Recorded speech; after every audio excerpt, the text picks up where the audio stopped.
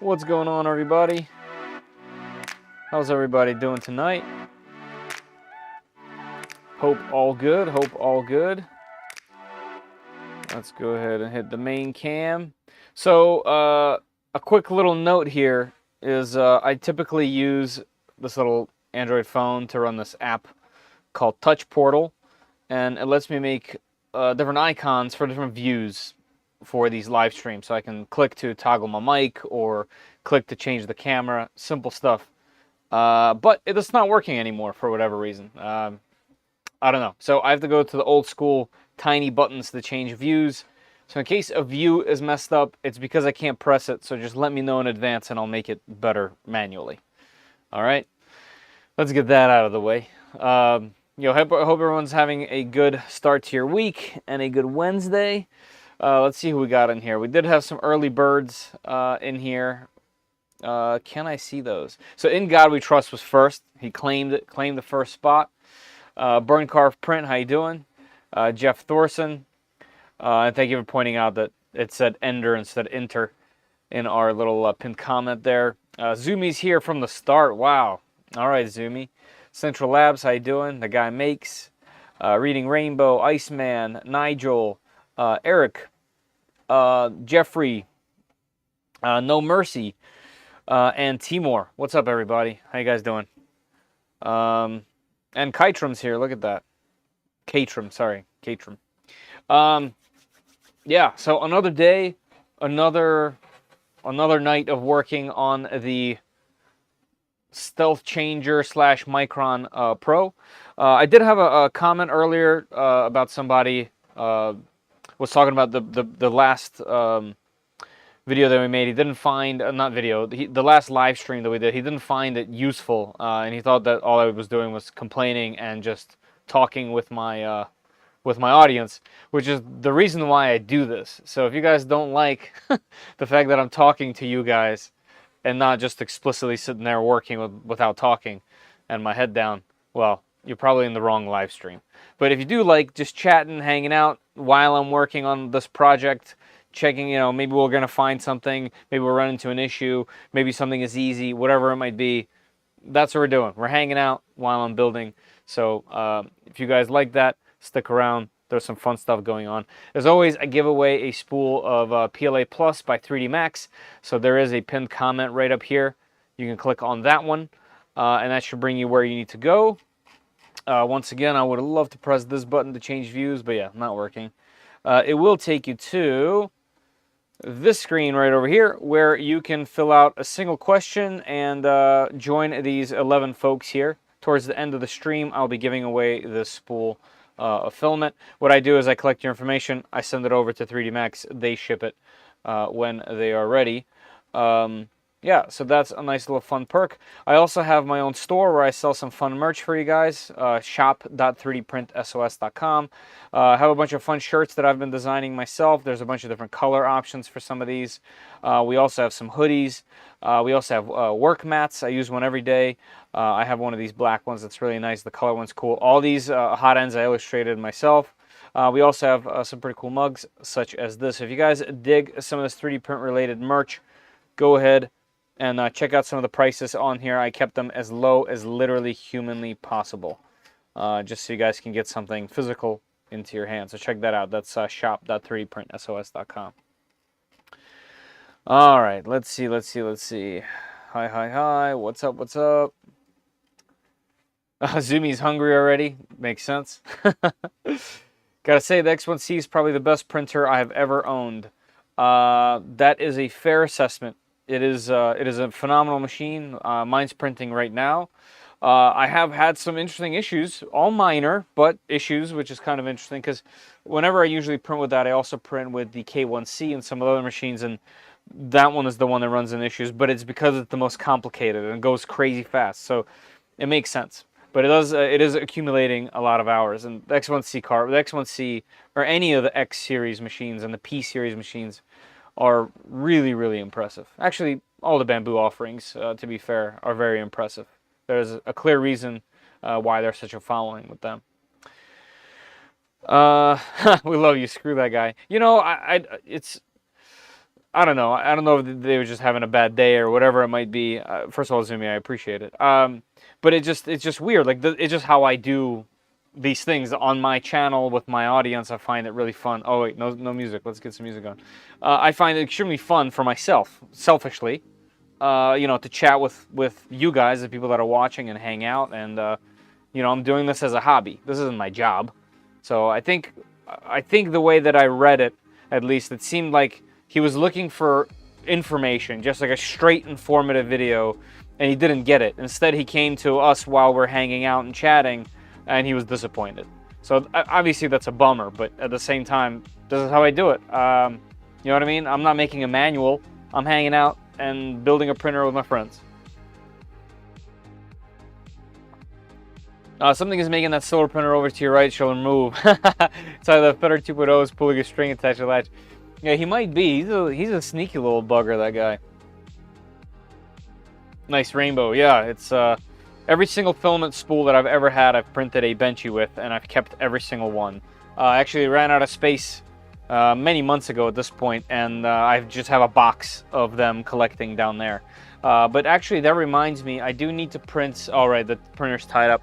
So when this print is done, I do have to print a Benchy on that machine and on the Under 3 V3. So we'll have to do that at some point. I love the complaining. I do complain, yeah. Already insert. Nice. Good, good, good. Gleam does not like VPNs. That's too many entries. Yes, that is a thing that's come up a couple times. I think it's because, well, not think. It's because it needs to know your location since it's a US only offering. So basically, because the VPN kind of ruins that, it checks with your ISP, I'm guessing. And it makes it really easy for me to go, hey, did this person enter? Yes. Did they answer the question? Yes. Are they in the United States? Yes, because those are the requirements. So that's why it doesn't like the VPN. So I'm sorry about that, but that's how it works. Nice. All right, we'll see. We'll still be here when you get back. Hey, Da Vinci, how you doing? Are you going to Earth? I live 10 minutes away from Earth. So yes, I will be going. It's kind of crazy to think that I feel like I was just there, but it's about to happen again. So I gotta get in that mindset and actually get some tickets. Hey, Kenneth. Yeah, Printopia, right. All right. Hey, Shannon, how you doing? What day? I will likely be there both days. Usually Creality also has an event. I'll be at the Creality event as well. I think. I'm actually probably saying that too soon. That's an invite-only thing. I'm not sure if I'll be invited again. Are you doing a booth? No, I'm not. I'm just going to go and enjoy it. I'll probably, just like last time, take my phone and my mic and, you know, take some videos of some cool stuff that I see both days and just chat with some folks, that type of thing. Hand out my stickers. You know, we'll see what Creality's doing. Last year, I had a bunch of their stuff for their booth, and I helped them set it up and break it down and helped with their event. So if I do that, then I'll probably have some stuff at the actual booth. We'll see.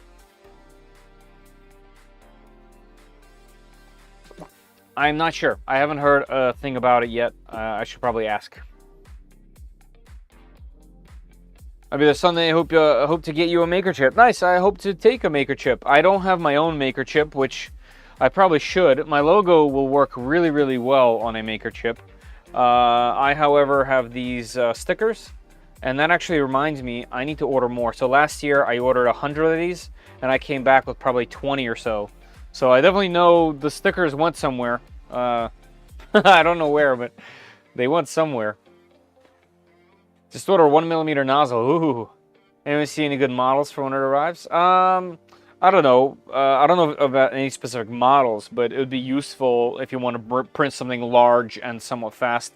One example is I've been using this trash can for a very long time. Well, right now for recycling 3D printed, you know, scraps and whatnot.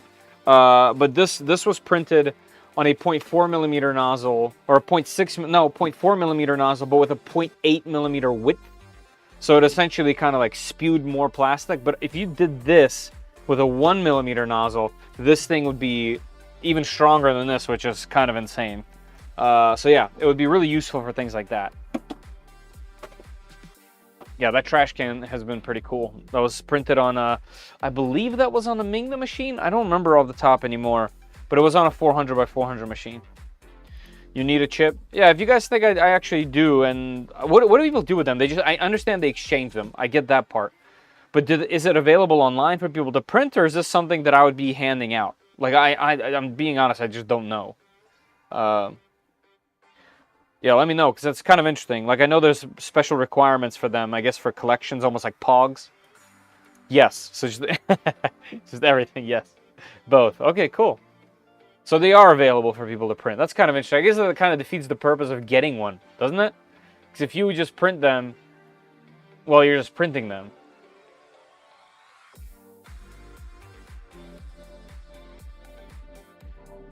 Just a bit smaller? Yeah, worth it. You print them out to give away. There's an online model thing. I'll get a link. All right, cool. Don't forget, you can't put links in here, so you'd have to tag me on Discord, because that would be the best. That would be the best bet. All right, so hey, Wilmar. Going back to what we're doing, I'm gonna try to get 2 things done today. I don't know how far we'll get. One of them is going to be getting as much wired as possible. I have this photo that's gonna help us with reference. So let me minimize this just so that I have it whenever I need. Hold on, let me make this small. There we go. And the second thing is going to be firmware. We have to get firmware onto the motherboard, which is right over here, and firmware onto this EBB36, which is right over here. So that's what I'm going to focus on today.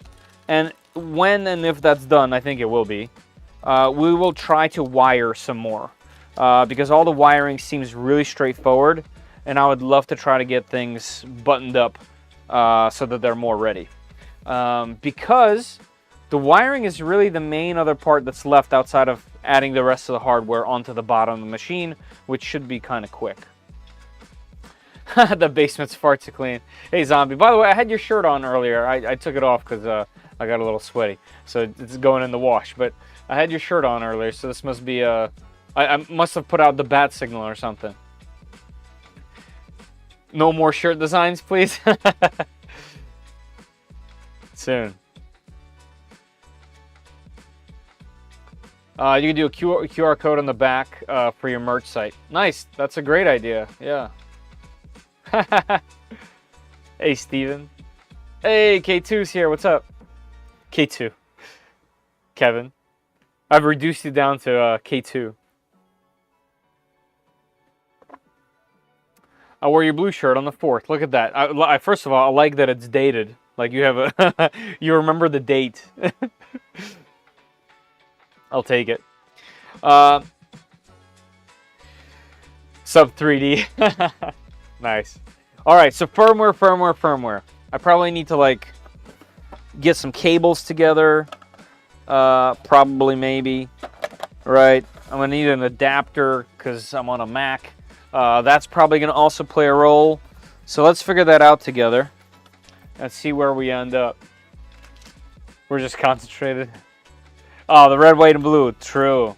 True. Why didn't I think of that? I could have just worn my shirt. Man. It's because I keep all these shirts down in the basement like they're hanging on a wall. So they're not like in my closet. I didn't even consider it. I like open my closet. Most of my shirts are just black. I'm like, nope, the blue, no, red, no, white, no. Okay, black. Any Chitty owners out there whose machines have stopped working on Wi-Fi? Oh, interesting. No, not mine. I used mine, what, 2 days ago? The Q1 Pro. But there should be some Chitty Tech folks in here. If B Cuddy jumps in, I know he has one. Send the link. Okay, cool. Thank you. I'll have to do all that very soon. Well, it's better than constipated. That is true. That is true. All right, let's plug this in. So here's the fun part about the software. I don't have anything, so we're gonna do it together. It's as if you and I were doing it for the first time. So that's what we're gonna do. Also send the link to my server. All right, cool. Thank you. That guy makes. Thank you for that. Another quick update. All right, I can't just press the buttons for views. Another quick update. I don't know if you guys follow along on some of the posts that I put on Discord and whatnot. I haven't really done any shorts, although I should probably empty some of the videos on my phone. I have been really, really busy working on my macro, Game Boy macro design. The light won't catch it quite right, but this is a case for the Nintendo DS Lite. I have been working on this thing for months, and I finally made one with all the things that I wanted. The motherboard is held in place with these two brackets without hardware. The shell together itself has pockets for M2 nuts, so you can kind of see them through this transparent filament right there. So there's no press fit inserts, there's no hardware that tears plastic apart, just a really functional case that retains the original speakers and still allows you to play all of your advanced games, as well as use an R4 card if you're into that kind of thing. So Game Boy, Game Boy Color, Game Boy Advance, and some SP games that, some DS games that allow you to use one screen. Also, you can also use the top screen with this, which is not something that any other one of them does. So there's a bunch of unique things here, and I have been going nuts printing them endlessly and converting them endlessly. Literally, probably hundreds of hours have gone into this case for whatever reason.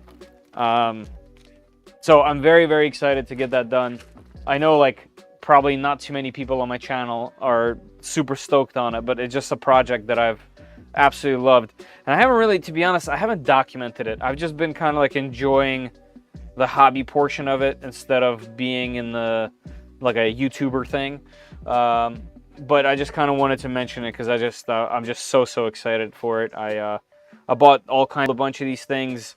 I bought games for each one so that if someone ends up buying one for me, then it'll already be functional. I bought lanyards. Like, I went maybe a little bit overboard for what it is, but I am super excited about it. So that's a side note. All right, let's go back to maybe this one. All right, yeah, let's do this view. Let's see what I missed. I heard the Wi-Fi module isn't great. The Wi-Fi module is just a dongle, like a USB 2.0 dongle. Wasn't very strong to begin with. The updated X Plus 3, for whatever reason, my updated X Plus 3 worked a little bit better, but it was also weak. But I'm not sure. Hey, nice. Thank you. I appreciate that, Zach. And it is going well so far. We'll see. The storm missed me, so I thought the power was going to be out. But yeah, no switching cameras for me.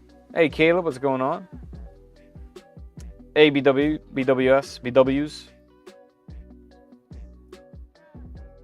But is that door moving? It is moving. It's swinging. It's swinging left and right. That thing is printing, so it's moving. It is, dude. Hey, Liz, how you doing? Put next one, see hot and back together. So you're more entertainment. Wow, this isn't very entertaining. So my apologies there, just in advance. But yeah, there should be some fun hot end stuff coming for the X1C. We'll see what that is going on. Again, I wanted to document it. I designed a printed lightsaber, but I'm struggling to turn it into a video. Yeah, I mean, you know, I've been doing that for 6 years, right? And like, obviously, as fun as it is also doing the videos, I'll very likely do a bunch of content on it just when it's more complete. This was just something that I really wanted to sit down, learn Fusion. You know, I'm not very good at Fusion. I still can't do a bunch of stuff in it. But to be able to do that level of a design with that much depth, I'm so happy with. Like, I'm so excited to say that I did that. So yeah, I'm probably gonna end up making some videos on it because it is complete, like directly 3D print related. Doing projects like this is why I got into 3D printing, so that I can design something myself and literally make it happen, like make a product. So I'm just really excited about it. And this is a new Sunlu filament. It's like a transparent, sparkly blue, super flamboyant looking you know, this thing will blind you outside. It looks like diamonds up in there. But very interesting filament. I have a black version of this filament as well. A little bit transparent and gleaming. So definitely some cool stuff. You geeked out all day. Internet, stop making fat stutter. Uh-oh, let's see. I did have some drop frames. My bad, guys. My bad. I had a 1.2% drop frames. Yeah, I mean, there's definitely some storms happening, but they should hopefully be over by now. Got hit with a storm, wasn't that bad, but filled two shorts. Yeah, like, I haven't even done shorts in a minute. I should. I gotta get back into it. So are you setting this up as a single tool tab with a stealth changer? Yes, for now. And then I have enough hardware back here for 4. Well, total 4. I have 3 more. But yeah, so as far as just getting this thing running, I wanted it to be as close to the original kit as possible while being able to expand into the future. So the only thing I really need outside of getting it turned on is the dock. You know, the only real difference there is it's going to use the, like you said, the stealth changer instead of tap. But yeah, that's the idea. Set it up as a single so that I can talk about the kit and my experience with it. And then as soon as that's done, build the other hot ends, throw them on there, go nuts. Fusion is great once you learn it. People think I'm crazy when talking about Fusion. Hey, that's even better. Learn it as soon as you can. When I was that age, I was really into 3D modeling. That was one of the things that I thought I was actually going to be doing to some degree. But I went into more of the design, like more into the art design stuff myself. But yeah, learning software early on so that as it changes, because software will always change with hardware and so on and so forth, you can kind of just grow with it. So if you can get a grip on Fusion now, that's huge. That's huge, especially for 14. Yes, it is. Thank you. Yeah, it's called Sunlu Sparkling. I just messaged them actually because they're out of stock. I wanted to see when they get it back. So they said in about a month they're going to get them back, and I made some suggestions for more colors because the black and blue look incredible. I think they need to make a red one and a green one, just so I can make them for Pokemon. But don't worry about that. The film you chose is really pretty. Good choice. Thank you, Zach. Yeah, I thought so too. Hey, Papa's here. What's up? Hey, David. How you doing? That's kind of why I got into engineering, so I can make my own stuff that works. Yeah, exactly. So obviously, I'm gonna still share my journey, like I said, because I think it'll help somebody, at least inspire them. You know, because I'm not necessarily gonna make a tutorial. Well, I probably should make tutorials. We'll see. I don't know which direction I'm gonna take it. But I don't know. I think some people would have made this into like a whole thing, and I just didn't for whatever reason. Hey, Petty, how you doing? Sweet. I need to rebuild. I need to rebuild my Micron. Why do I need to rebuild it? Oh, like another separate Micron. I get it. Bit damage to shipping. Oh, right, because you were taking it to conventions. I get it. Yep, exactly, Tony. That's the right idea. And you know, I moved to the United States when I was 7. And I learned English. I didn't know a single word of English. So, get them young. Start them young. All right. Let's do this. We need software. We need some software. Let's go. So, from what I remember...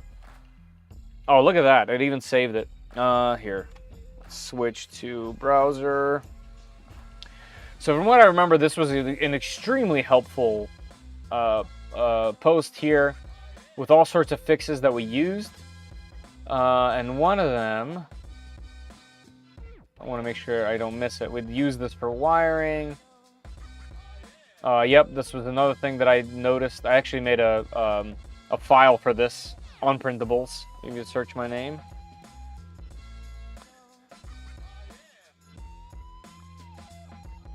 I've been nicknamed B-dubs. That is easier. B-dubs. I like that. All right, here we go. So the display we haven't done yet. I'll probably do that last, if anything. We're not doing clicky. We did this. What was this guy? Printer homes. Yeah, I'm sure we'll run into all kinds of homing issues. Okay, we did this part. Hopefully I did all the right pins. Did that. This is going to be a very useful photo. Let me open this in a new tab. There we go. All right, we did that. Software, here we go. Download the CB1 image. Okay, here we go. That's what I need. See my CB1 guide if you don't want to use Wi-Fi. As a script that's kind of badly written. I'll stick to the stock one for now, because I do have a working CB1. But I'm guessing this isn't just the CB1 image, it has something to do with the board as well. Alright, we'll do that next. Looks like I need an SD card. Right, we have one in the box, never mind. Alright, and then CAN setup. Make sure you're on the system CB1 image, includes main cell already. Okay, so this is how we set up the CAN. Okay, we'll do this when we get there. And then EBB36, okay, this. Follow the manual to download Catapult. What's Catapult? Bootloader for ARM Cortex. I wonder if there's a Mac version.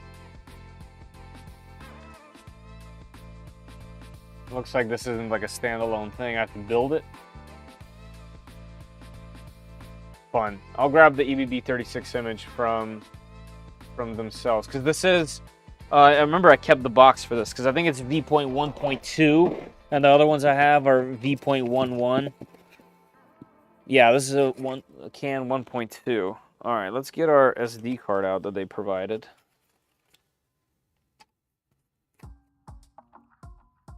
Spiders need homes too. He was living in your spool holder. It's kind of interesting. Was he running around on your spool? Which bamboo's done? Oh, the X1 carbon's done. Is the mini still going? Yep, mini's still going. That's almost done too. And X1 carbon, yeah, X1 carbon's been done. X1 carbon's been a pretty trouble-free machine.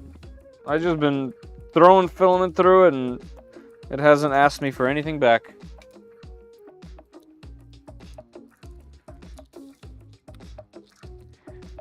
I know, Hedgehog, you had some issues with yours. I must have gotten super lucky with mine, or something. Alright, so we have this SD card. Let's do this. I have an SD card in my machine right now. Let me go ahead and remove it. Let's remove that. Okay, put it over here so I don't forget it. Let's get an adapter out.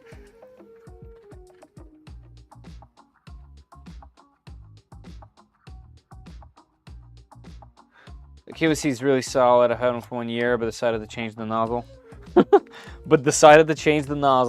Is that like a famous last words type of deal?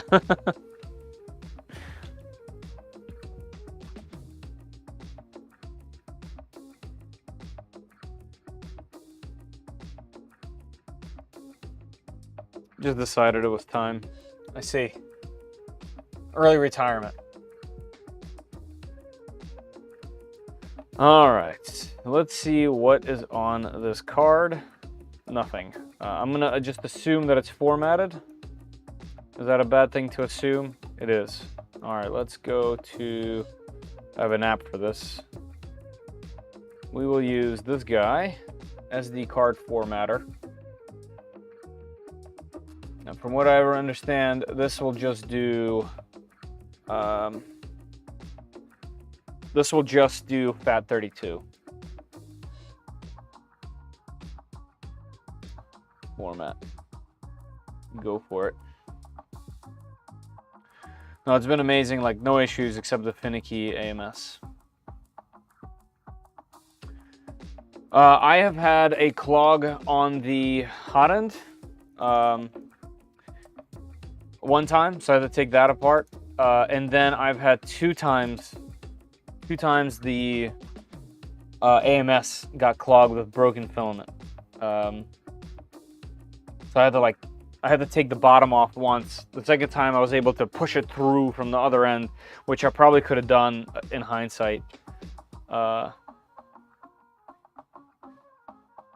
Did this work? Let's see. Okay, there we go. All right, so that is ready. We can close that out.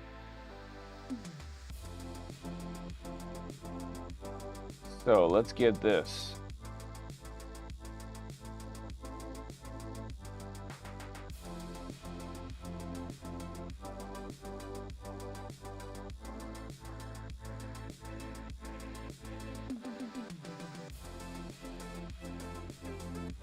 All right, so do we have to burn it like with a tool, like Raspberry Pi tool? I think that's what you have to do, right?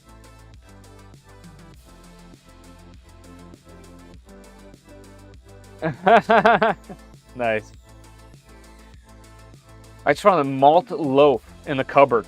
Snack time. Yeah, I want one of those. I don't even know what that is, to be honest with you. Hey, Filter. I don't know what that is, but I want it. Like, I want that. All right, so we got the CB1, burn it to the SD card with a Raspberry Pi image. Okay, so that's what we're doing. All right, so let's grab it. Latest system image is here. Which one of these am I grabbing? Minimal? No, we need this guy. All right, let's grab this.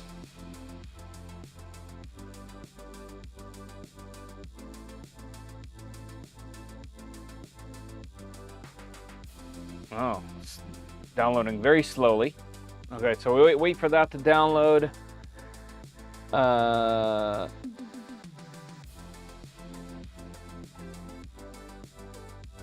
see. After the OS writes to the SD card, there's a path to partition named boot and system CFG. Notepad, Notepad++. All right, and then we'll change the Wi-Fi information. Okay, cool. After that, the OS writes to the SD card, there'll be a file partition. Okay. What are overlays?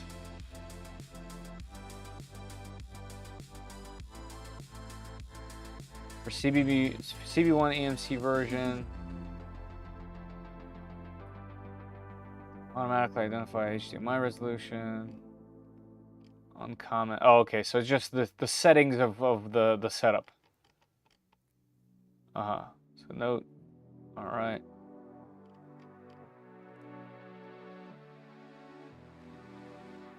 Okay. All right. So all three machines are done printing. That's good. Whoops. Okay. Let's go ahead and grab the firmware Pi imager.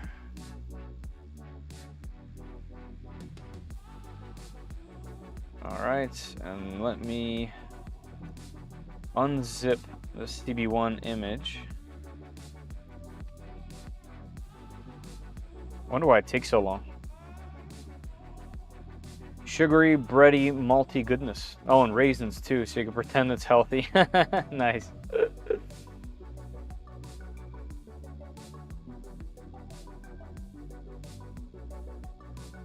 I never had that Marmite stuff, but I'd love to try it.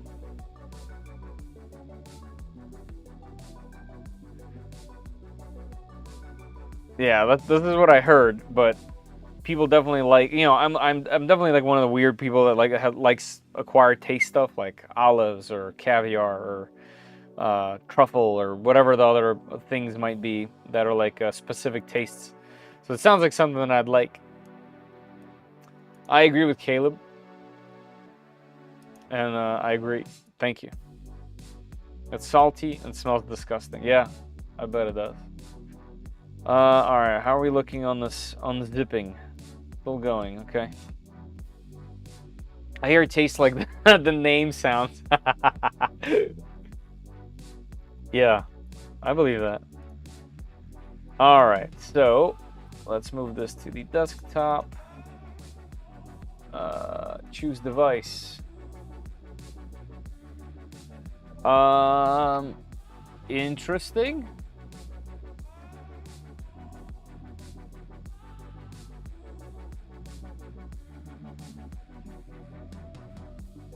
Does that mean...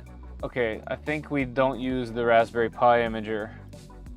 I think we have to use Etcher, Elena Etcher.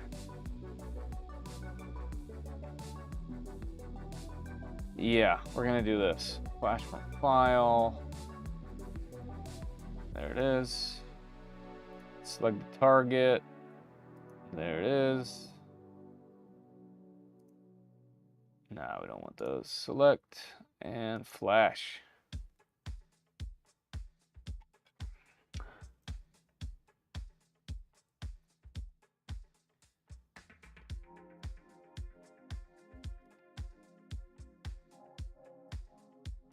All right, where did you go, Cotton Eye Joe? There it is.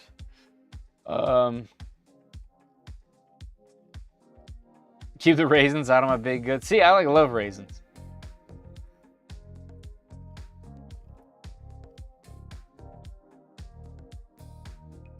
No, just need to grab your image. Oh, for the Raspberry Pi imager? Oh, well, it's too late now. It's okay. Thank you, though. Raisins and oatmeal cookies, plenty of cinnamon. Man, now I'm hungry.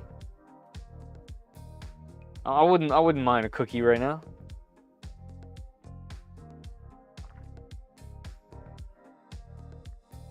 What was next? Hold on, CB1, right? Well, let me move this over. So while this thing is going, let's find, not CB1, EBB 36 image.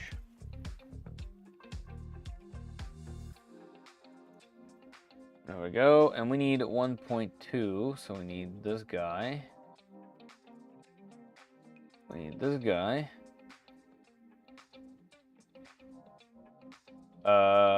No. No. Where is the firmware for it? Not sure. Here we go. Building firmware. I guess you do it on the CB1. Yeah, build your own. Well, we don't have to. Precompiled should be fine. Use CAN bus to communicate with the Raspberry Pi.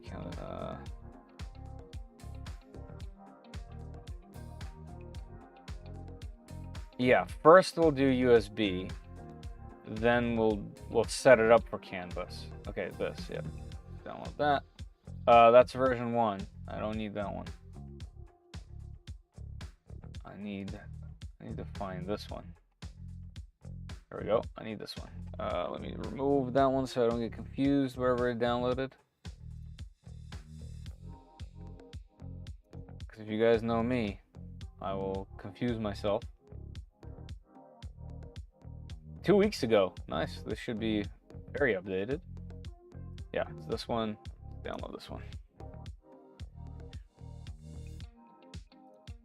All right, and we have that. So when we're ready, I will flash that over. All right, how's Belena doing? Okay. Still going. Let's go back to this.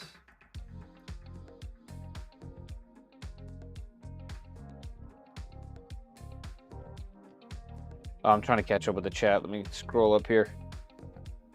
God, these filaments I got are so good looking. Yeah, I gotta say, some of the new filaments that I've been getting are really cool. Like, yo, silks were cool, but now there's like more stuff. I really dig some of the Sunlu stuff that's happening. They got a lot of options. Just need to be simple. What brand did you get? Oh, those for filament.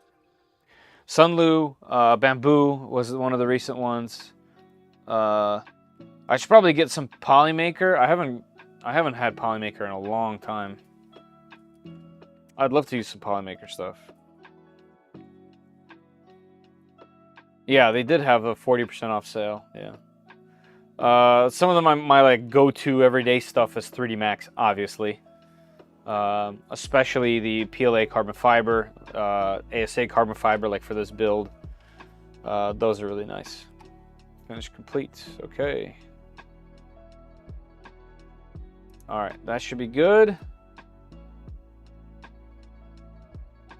Oh, nice. Yep, cool. Thank you. Put that in the Discord. That'll be very helpful. In fact, if you can put it in the Discord and pin me, or not pin me, ping me, I will pin it to the top so that it's useful info.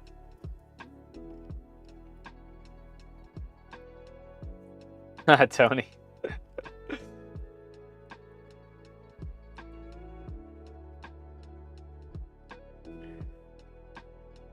Oh, nice. 30.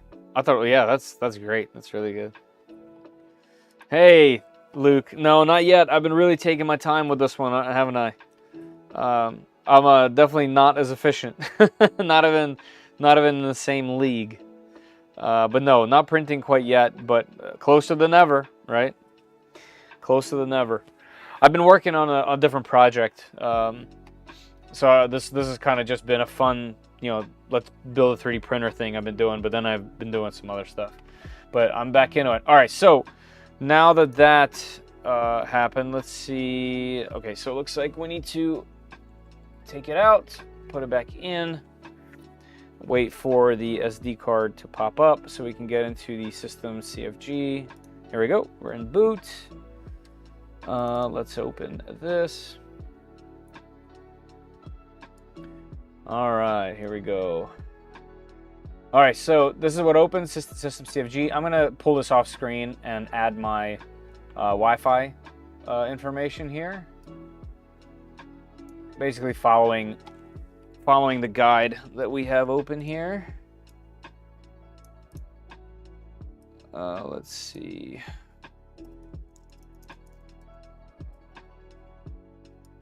All right, and what is my Wi-Fi that I need?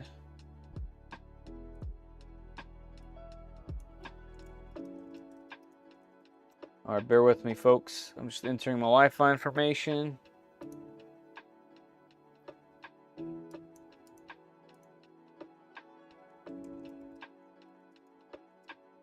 I think that's it.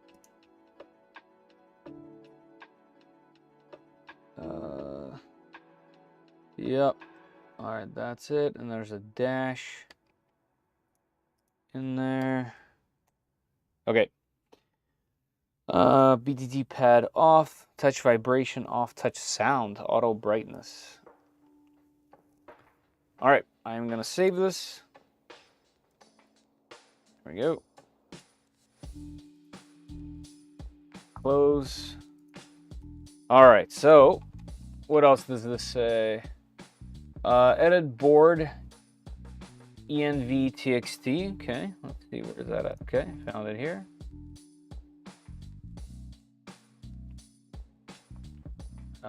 That looks like this. So I'm just I'm gonna pull it off screen just so it's it's easier for me to see everything. What did I miss here? Move that. All right, here we go. Remove the hash in front of overlays TFT35 SPI. Overlays TFT. Okay, remove that. And looks like that's it.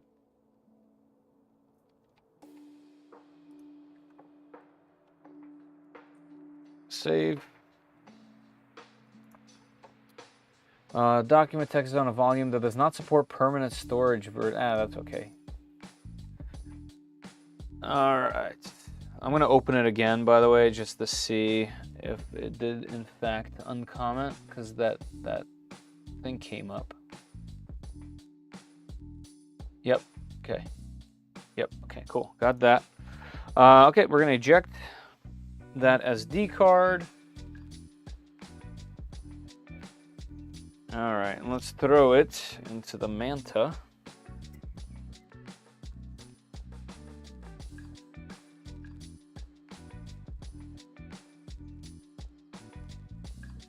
All right, looks like it goes on the back here, like that. Okay, this is not the kind that has the eject. That's okay.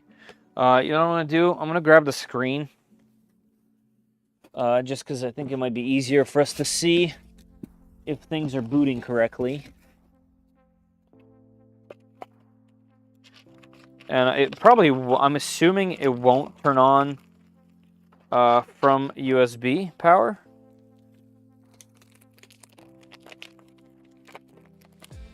but I will 100% be checking that. I see your booty. Nice. Hey, Boomer, how you doing?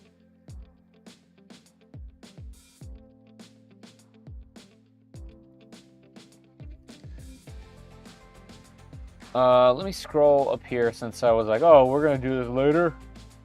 Because there was some messaging about the screen. Yeah, we did that one. Okay, so the cable was wrong. Blue text up. All right, that's important to know. Okay, so, all right, can't just click the button. Hey, God, what's up? There we go. All right, so blue text up, it said.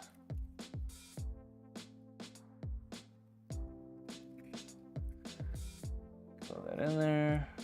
Okay. And then this side, blue text this direction.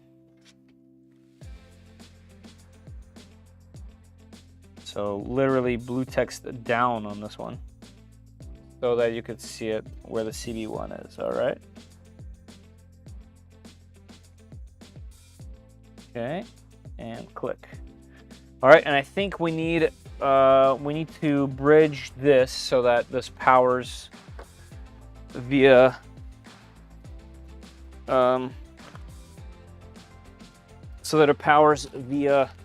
USB. Hey, Andre, I haven't seen you in a little while.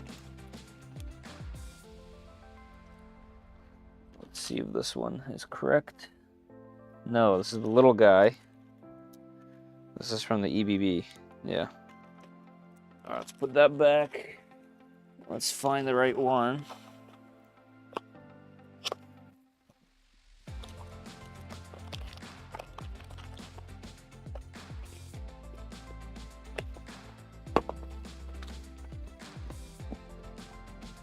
All right, CB1, TMCs. Where's the one from the motherboard? Here it is. I know this one's got a million of them.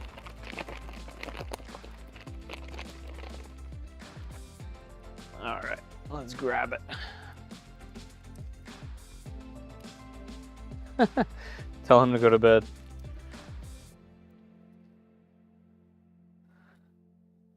All right, let's bridge that. Okay, so that should use USB power.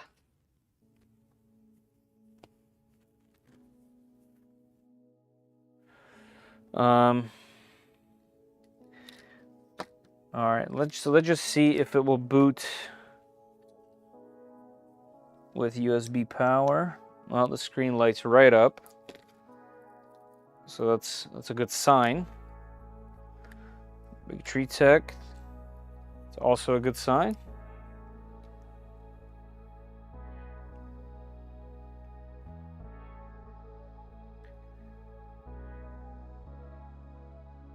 I'm honestly not sure what to expect. There's just a raw CB1 image on there. We got some blinking lights over here. I don't remember if it'll power all the way up. Like, will it power? I don't remember, to be honest. Like, will it won't boot up in a clipper, right? From USB. But it is powered up. I do see power on the motherboard. So that's good. Hey, Richard. Oh, there we go. Yep, we got clipper up.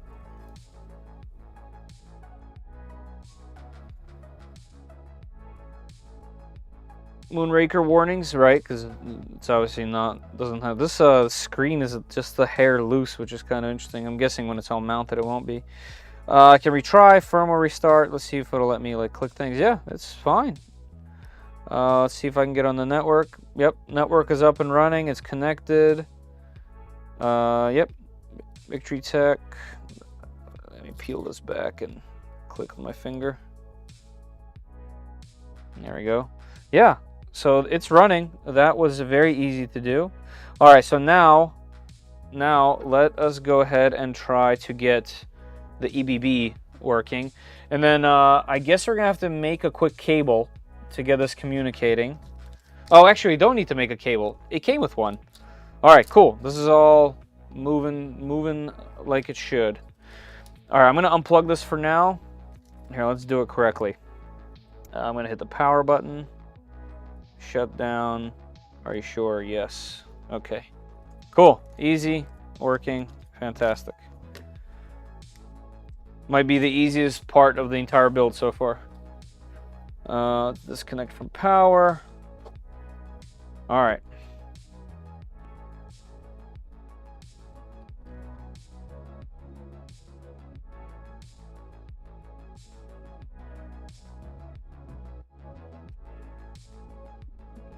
You should make shirts for each build you do. That would be cool. Would it? You guys would like that? I mean, obviously I would, because I like the builds. So far, I guess there would be 3 shirts. I do have the a 12-channel enraged carrier feeder for the Trident. So that's going to be fun. I'll have to do some polls whether you guys want to see the classic A-net be built first or not. Since I have color on other machines at the moment, although I really want to do the enraged carrier feeder. So we'll see. It might be fun to just kind of do the retro build as well.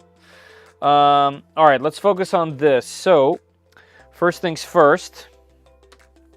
Actually, I put away the little clips. We'll just use them in here because I do need to bridge something on the EBB. I don't remember what it is, so let's see if there's the instructions for that.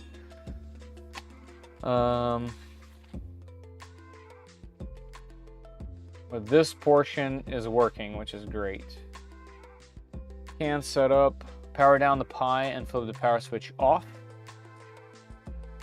Disconnect the EBB36 physically. Make sure you run the system with the CB1 image, with mainsail, SSH into the CB1, with PuTTY or any other SSH client.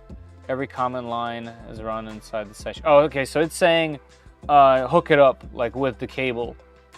So the problem with doing it that way is this would have to be hooked up into the machine. So I guess we can do it that way, but I'd rather just use the USB and do it myself. Set up Manta as a USB CAN bridge with Clipper. Oh, okay, that has to be done. Yeah, that has to be done before we move on. Flash the Manta with Clipper. Okay, so let's go ahead and do this. All right, I haven't done this stuff in a long time. Like, it's probably been a good year. So let's just do it. All right, let's power this back on. So I guess we weren't done with the motherboard just quite yet. Let's power back on, let it get hooked up. Let me grab terminal in the meantime. And prep to SSH.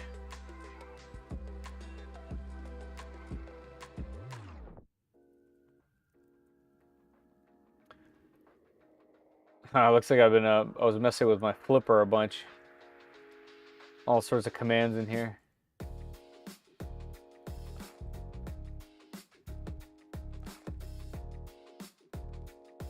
Oh yeah, look at that. If I recall correctly, I think the name is root for the CB1, but let me go ahead and change that, or not change that, check that rather. SSH, oh, here we go, it just tells you. Login is BQ, password BQ. All right, that's good to know. All right, let's see what the IP is. 238. Okay. 238. Let's see if root works. Yes. All right, and it's BQ. Oh, it's not root. It's BQ. Right, so this one's gonna fail. Fail. Right. All right, let's do it again, but this time we'll make it instead of root. We'll name it BQ. There we go. BQ. And we're in. Okay. Actually, instead of me making this larger, let's do it this way. Make it big. All right. Let's go go back to our little dock that we've been following.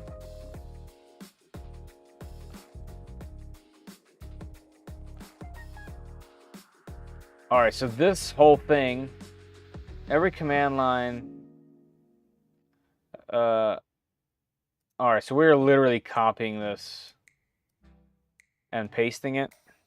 It's kind of sketch. Set up Manta's USB CAN bridge with Clipper. Create CAN 0 interface. I'm gonna see what it does. I'm gonna trust. So far, it's been extremely helpful. Let's see what it does. Okay, it didn't return any issues. So I'm guessing that worked. Flash it with Clipper. All right. We're in Clipper. Let's do. I gotta make this thing a little smaller so that I can see both. There we go. All right, so we're gonna do make clean. All right, and then make menu config. Aha. All right. Microcontroller.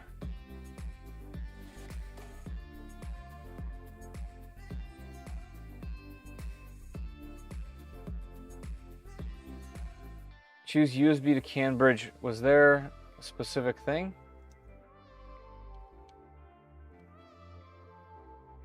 Oh, see image. Of course I can't see it. Oh. Nope. Aha. Here we go. I need that. I'm going to move it off screen just for a second, just so I can follow along. All right, microcontroller, STM32, yes. Processor model, G series, huh? GOB1, got that.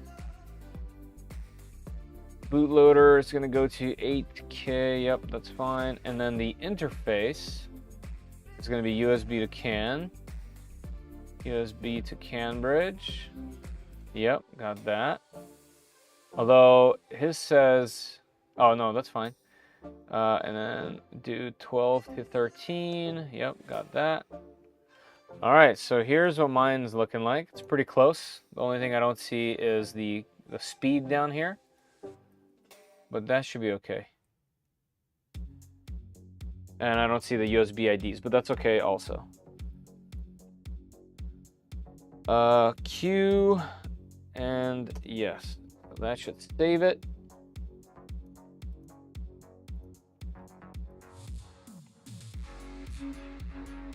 Oh, double check the pins. It's PD, not PB. Great.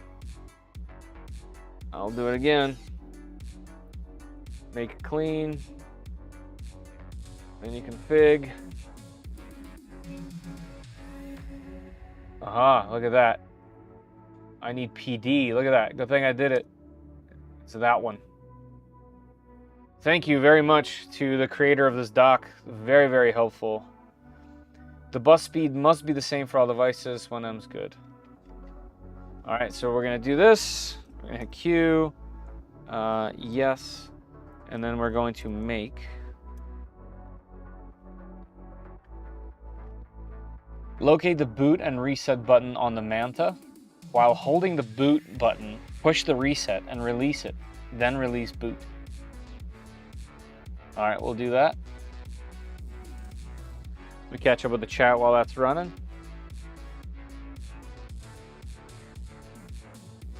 You should do a shutdown of host either Clipper screen or in main sale fluid since it's running on the CB1. Yes, not just powering. Yep, 100%. Yep, that's what I was doing on a touchscreen. Ha! I like that. That's cool. I like that. I like that. That's a cool one. I like that idea.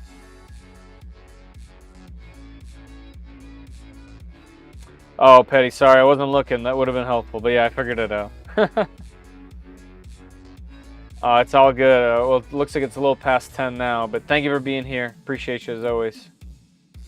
First thing you do is change the password. Yeah, I will. All right, looks like it's done. Yeah, right. Brian knows what's up. All right.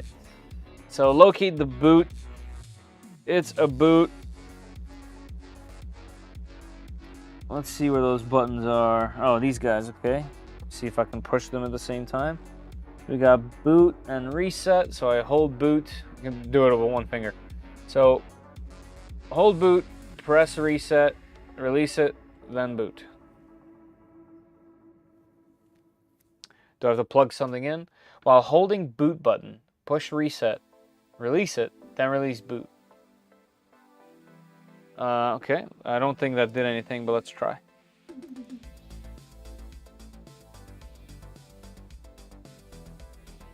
Oh, it's there. Yeah, that worked. There was no way to know this, but it looks like it's there. All right. Flash it. The last part should match the ID.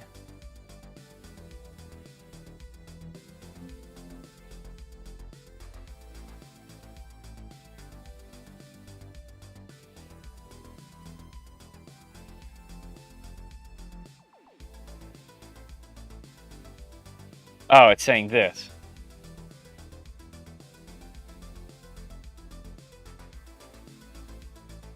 And this is the ID.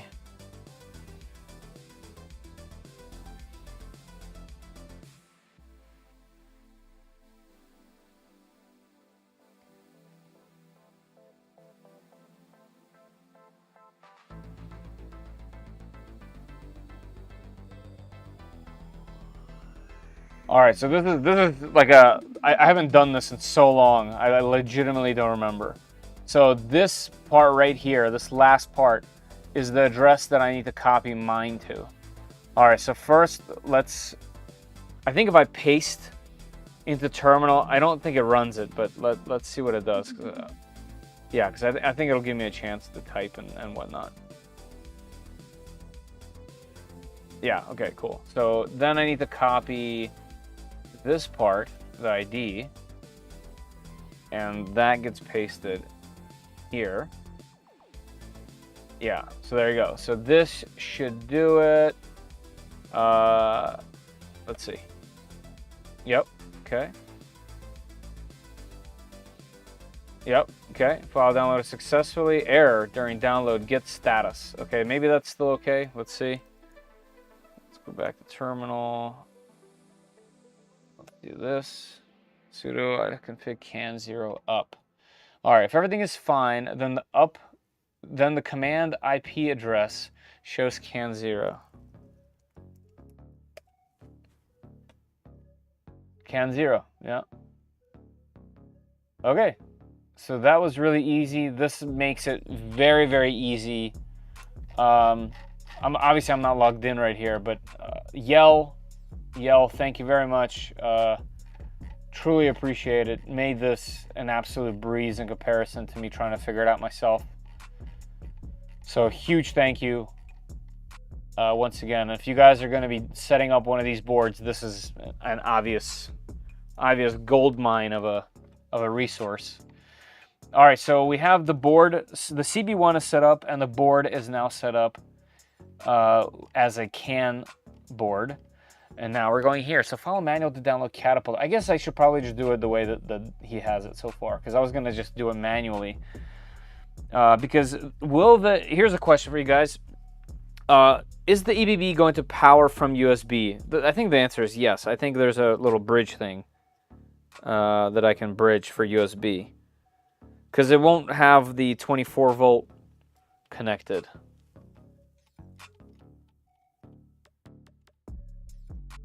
Yes, yes, that's true. How long is the stream going? I usually go till about 12. Sometimes over, sometimes under. All right, so, oops. Let's go to system here, and let's do a restart, right? Get this thing rebooted. Then I'll re-SSH into it once it's back up.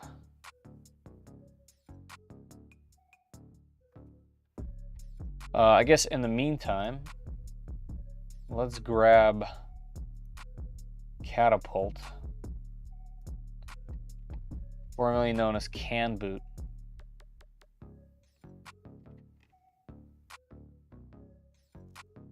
All right, we'll do it. Where do I need to have this file? The build is configured with menu config. The steps fetch and build as follows. Oh, so I don't actually need to. It's just going to clone it. Follow the manual to download. I don't need to, I don't think. Connect the EBB via USB only, not the 4-pin cable. While 24-volt works, you have been warned. For USB power mode, add the jumper shown in the image. Okay, that is the jumper that I remembered from all the times I've set these boards up. Let me grab a jumper. And it's the smaller jumper, of course.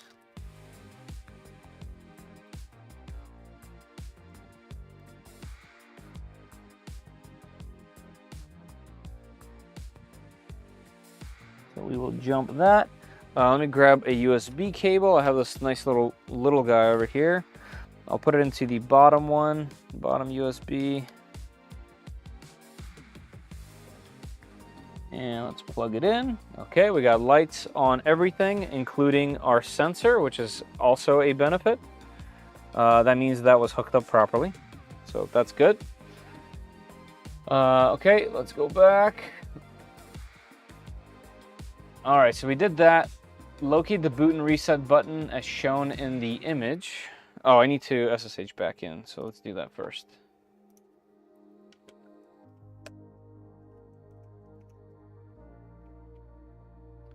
All right. So we're gonna do the same thing. Hold the boot button, press reset, release it, then release boot. Okay, this one's gonna be tricky. I need 2 pins of some sort. Let's use this.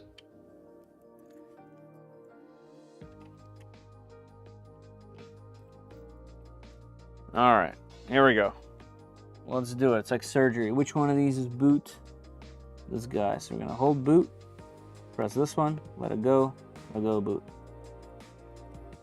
And just like the other one, it's not gonna tell me in any way on the outside, but it should tell me if we do an LSUSB command. Yep, there it is. CAN adapter. Well, nope. We are not in DFU mode.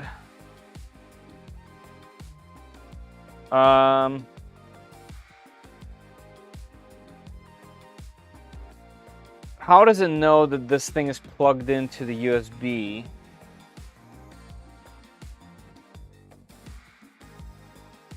Oh, let me try that again.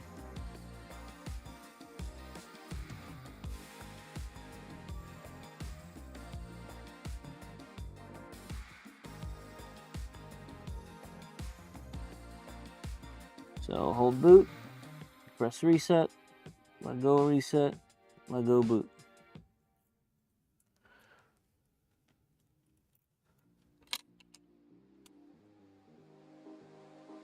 And then here, see it. I don't see it.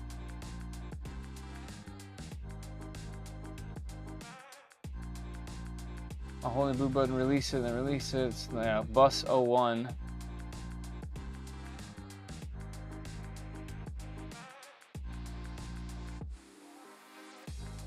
Device 3, so 1. Yeah, it's not working. As in, like, that part's not booting up. Let me keep thinking about it.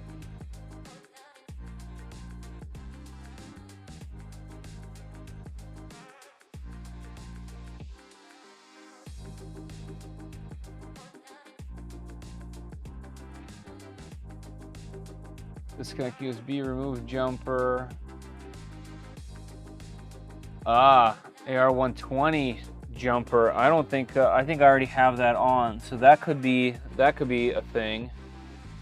Yeah, I'm gonna disconnect this jumper because I had that on there. And where is the one on the board? Yeah, I definitely don't have that plugged in. 120R, let's see where it is. Yeah, 120R, that's gonna need a little one. So, okay, so I had that plugged in, so maybe that's why that didn't work. Let's try it again. All right, so I'll save that for that. Let's go for it again. So, I'm gonna hold down boot, press down reset, let go of reset, let go of boot.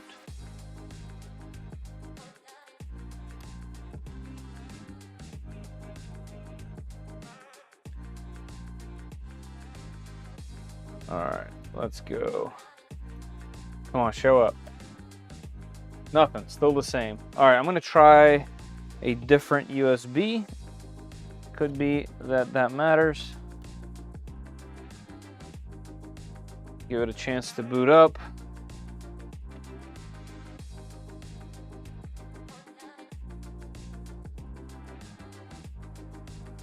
All right, we got boot, reset, let go reset, let go boot.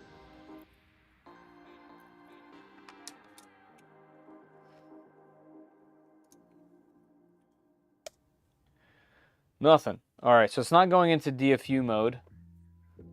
So I might have to add this a different way.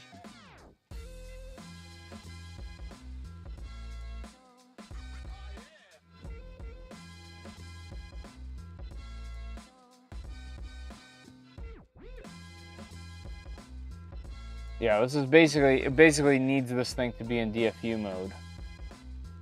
Let me see if in here, is there a DFU, oops, wrong one.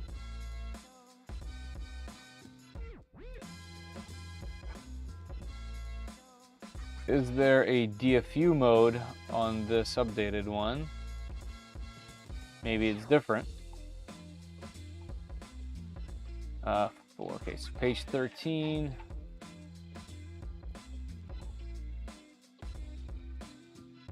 Page on 7, 8, 9. Oh.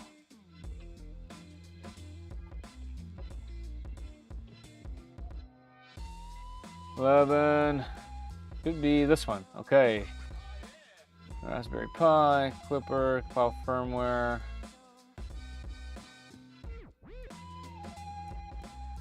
Using USB communication over Type-C.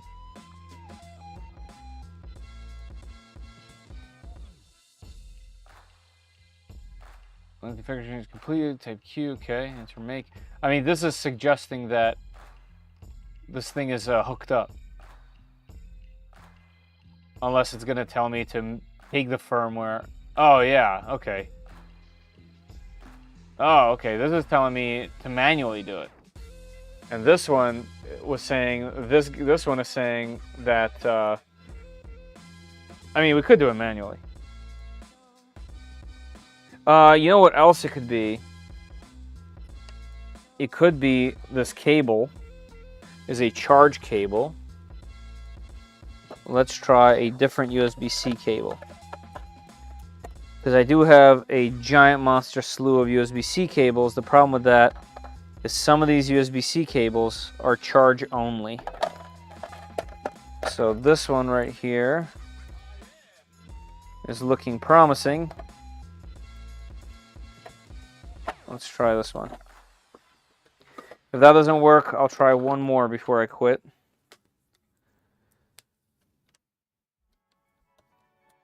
But the cable could very well be it as well.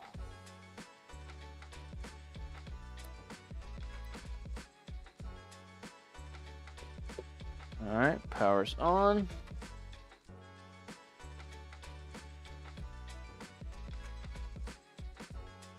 Boot, reset, let go, let go. All right, let's see. Any difference here? Yes, that was it. Right here. We got it. Okay. See? See? We're not just BSing. This is real stuff. All right, so that's cool. So it was the cable. So that was a USB-C charge cable, specifically. All right, so now we can make it. Okay, cool. So This is saying to go into the catapult folder. But it looks like we need to install it first. And to install it, we need this part. Yeah, let's just do... Okay, yeah, let's do this. This will clone it. So that's the only part that's not misleading. That's not the right word. Isn't like the most clear. Is the catapult portion.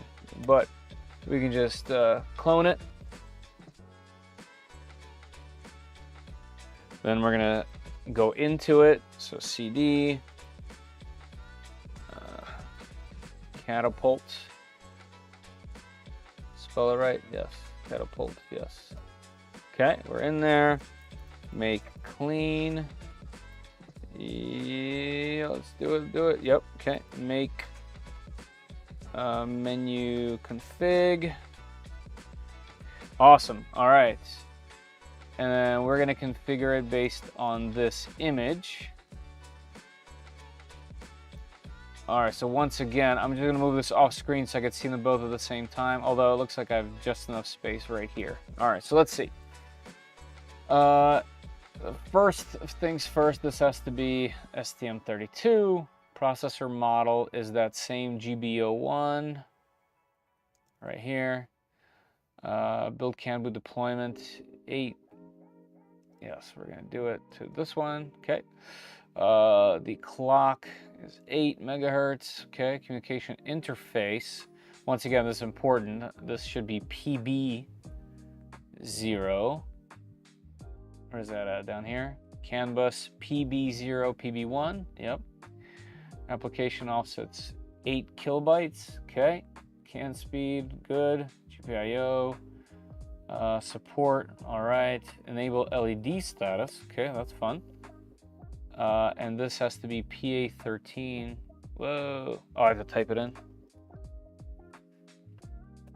All right, PA13. All right, we're gonna do Q.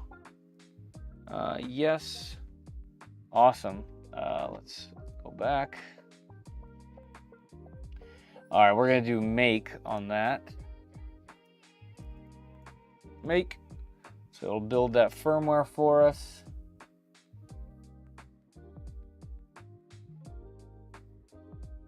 And then what I'll do is I'll grab this ID. Well, first we'll copy and paste this. Then I'll grab the ID. Well, I'll do that first, so I'll be able to copy and paste it like last time. Nice. Cool. All right, here we go. Next step is to do, all right, so next step is, let's get this address right here. So I have that there. I'm gonna take all this, we're gonna copy this. I'm gonna paste that. And then I'm gonna go back up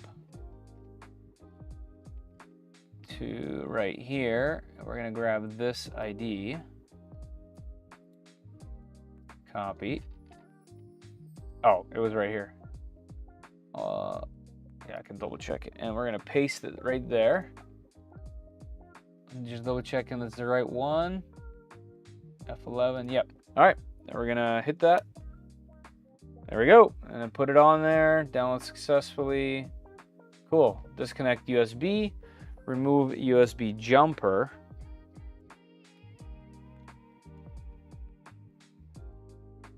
Okay, and then we're going to add the 100R jumper on the EBB36 and the Manta. All right, so Manta first. Tiny little jumper. EBB35 has a larger jumper.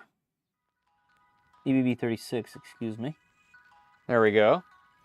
All right, so those two are good. Yep.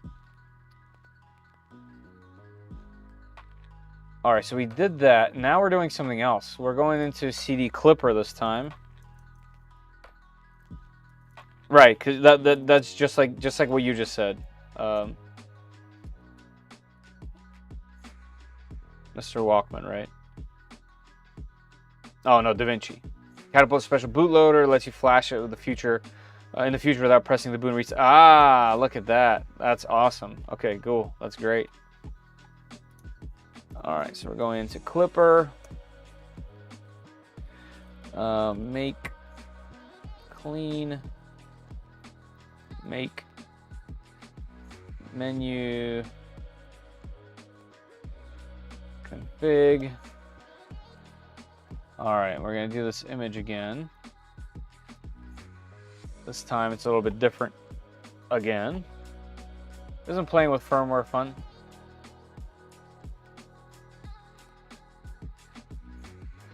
All right, so we're gonna enable extra low level, STM32, processor model, the GBO1, bootloader offset, got it, 8. Communications is CAN bus PB this time. PB0. PB0, where are you at? Okay, found it. PB01. CAN bus speeds 1000. GPIO pins are not set. Okay, we got that. Let's hit Q. Yes. Let's go back here. PB, yep, must be set. Okay, now we're gonna do this portion. Here's the thing, I have to plug it all back in, correct? Because it told me to disconnect USB, remove USB jumper, add that, okay? Get UID from the following command. Know that there must be 2 entries. One is Clipper. This is the Manta, and one is CAN boot. This is the EBB. Oh, like it wants me to plug it in with the cables now. How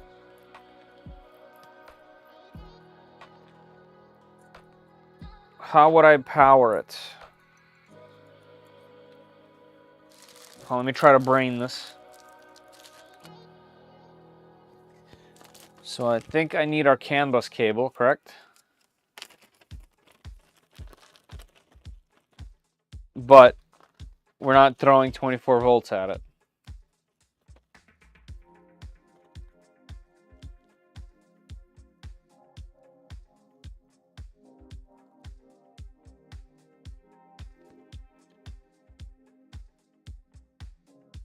I'm gonna have to sleeve this bad boy at some point.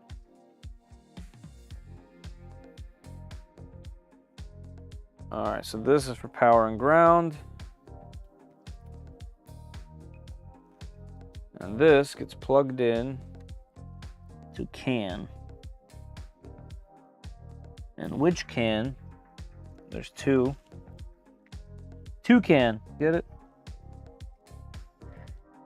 I guess it doesn't matter, but there's 2 CAN bus things on here. I'm gonna go with the one on the left. I don't see any numbers next to them. The left is usually first. All right, and this plug will go to the top here, like that. And it's not receiving any power.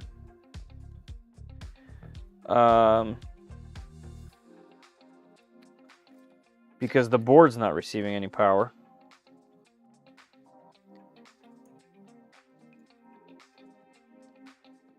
So I can't, but it would receive power from the board if I plug this in. All right, hold on, let me think about it. I probably shouldn't plug anything in, although it's on 5 volts, it wouldn't matter. That wouldn't be that difficult or crazy to do.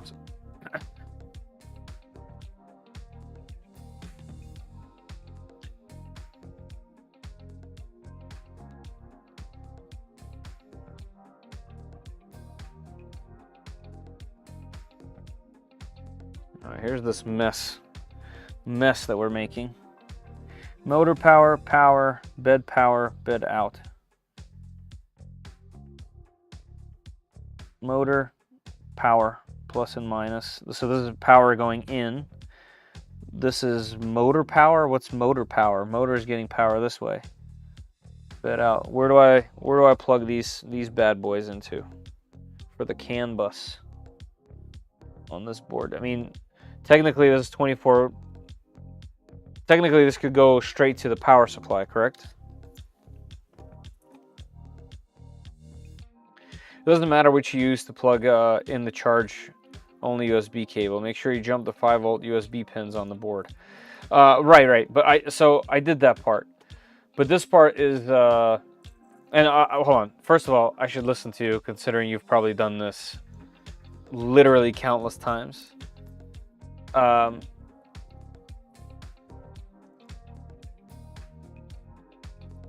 go browser view. Power supply, bro. Okay. Yeah, I don't have the power supply hooked up in any way, so that's going to be a challenge.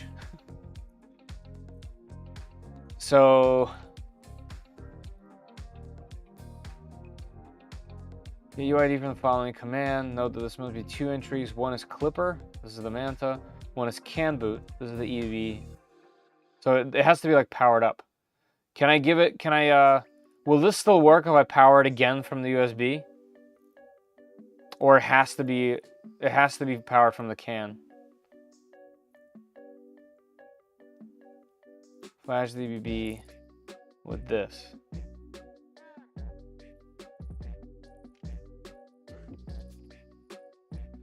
You can bench test everything using 5-volt. Right. So here's the question. Luke, here's the question. Here's what I'm trying to do. Because I don't know how, if you've been watching or not. So we have the board flat. The CB1's flashed. The board is flashed with CAN bus. Then we went ahead and installed Catapult on the EBB36. And I just unplugged. I'm just following this. So I unplugged. I disconnected this, and I put the jumper, the 120R jumper, on both. And now we set up the next firmware to put the CAN bus firmware on the motherboard via CAN boot. I mean, via Catapult. So that's where I am right here. But because I'm guessing because this said remove USB jumper, disconnect USB, now it's expecting me to power this thing up. Does this CAN bus use 24 volt? Yeah. I think majority of them do. So that's the question, Luke. Maybe you can help out. How do I power this thing to send that firmware to it?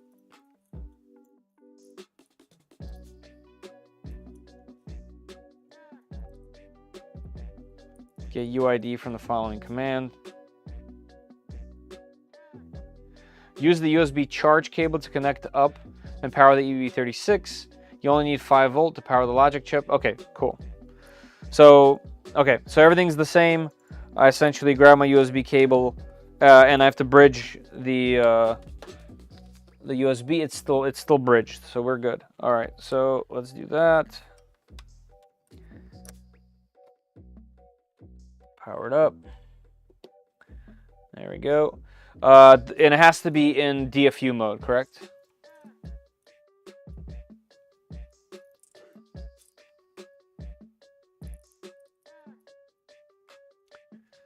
That's right, Hypermotive. However, this has 24 volts going to it because it has a hot end in here. It has its own driver in here, so it's gonna have to get it.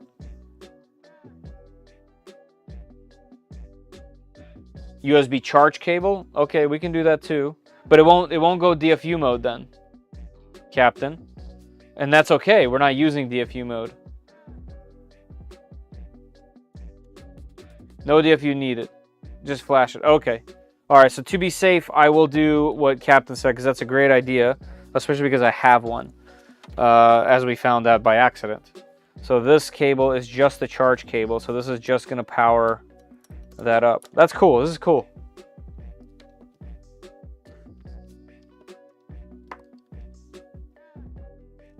And thank you, everybody, for your help. Obviously, much appreciated. All right, I'll give that a second to do its thing. Right. Just saying you only need 24 volt to print, not program. Okay, cool. Thank you.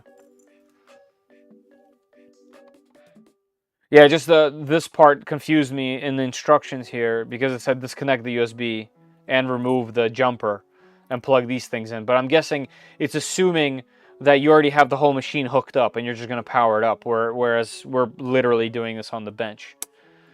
All right, so let's do it. So we did the make. Now it's telling us to use this to grab the UID.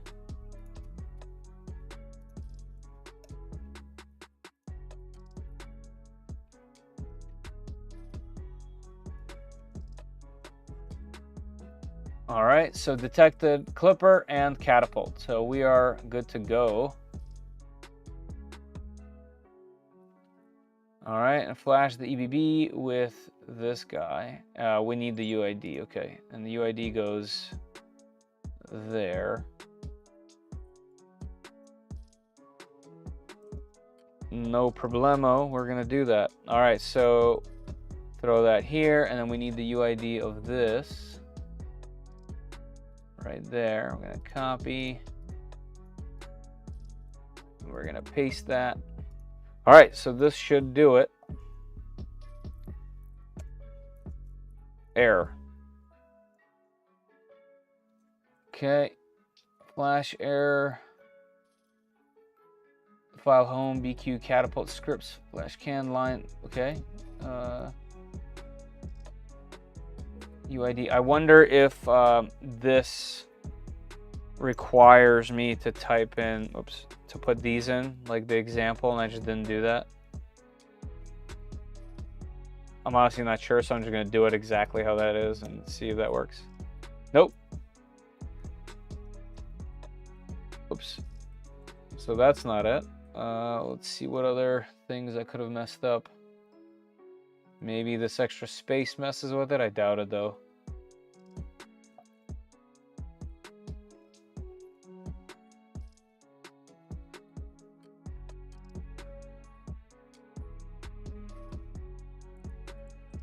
All right. Let's see.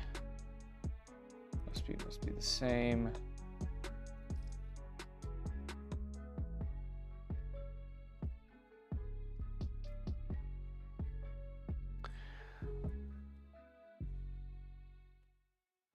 I have 100% knowledge in this. 5% working on my SVO1, 94% on watching YouTube videos, 1% knowing nothing, and 100% knowing that 92% of what I just said is utter bullshit.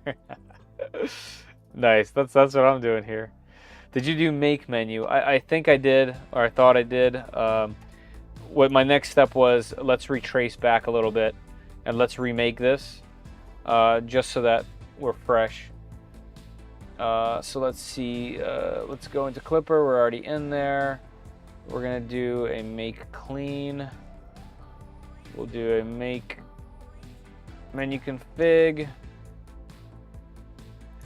Click this, whoops, here, back in the terminal. Let's make sure this is correct. So we're gonna enable those. This is STM32, GB0188. The CAN bus has to be PB0. It is PB1. Yep, got that. Yep, got the ones and zeros. No GPIOs. Okay, let's do that. Let's hit it with a make.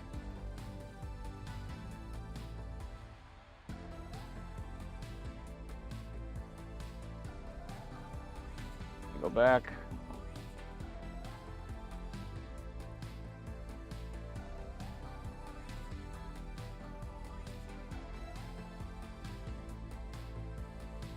Use your up arrow to see what commands you entered. I know, I just skipped right over just to kind of just do it again. Maybe I missed something. But yeah, I could have done that obviously.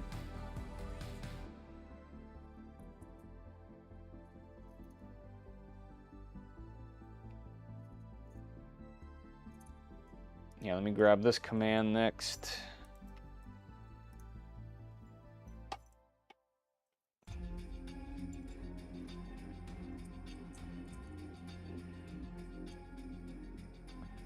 All right, no errors, looking good. All right, we'll post this, paste this rather. Yep, I see Clipper and I see Catapult. All right, so then we need the Python 3 one. That is this guy. And I'm gonna copy and paste this again. Right here. You might want to do a make clean to start yourself out at square one. I did. As in, like, I redid the whole thing. So I did make clean, make menu config. All right, let's see. Aha! It's working now. So whatever step I must have missed something. There we go. We did it. Yep, completed. Flash successful. Awesome. So now our board is working through CAN. The EBB is set up. That's great. Yeah, good to go. Yep. That is awesome. So I wonder now if I do this script again,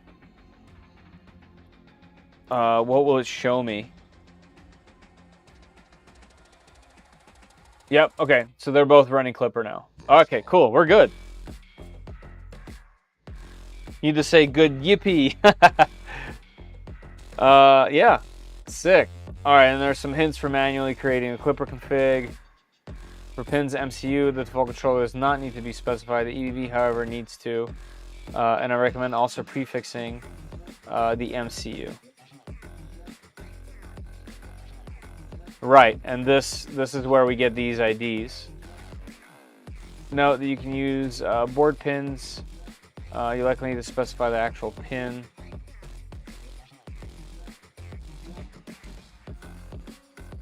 Right. Right. So these are the two to set up first. And you know what? From what I understand, this thing is hooked up. 192.168. What was this? Let's see. Menu. Network. 238. They should have mainsail on it. I'm definitely much more proficient in fluid, so I'll eventually put fluid on here. But let's go to machine. Let's go to printer CFG.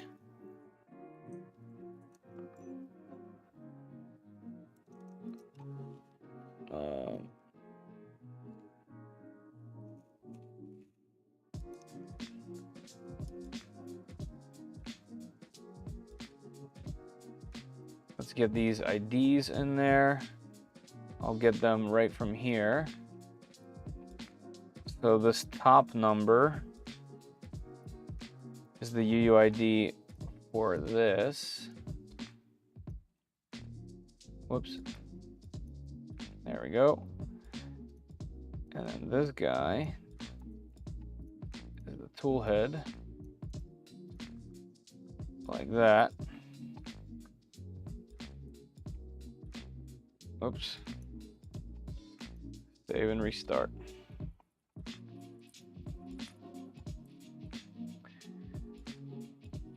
Right, that doesn't exist because it doesn't. Cool, we'll grab this later. So, you know, I don't know what this is, but we don't need this. Mainsail, we'll need that. So I'll set up that file later. Right. So everything else. So it's already not throwing the errors that would be there if the board wasn't reading the MCU, or the CB1 wasn't reading the MCU and the CAN bus board. So at the moment, we are good to go.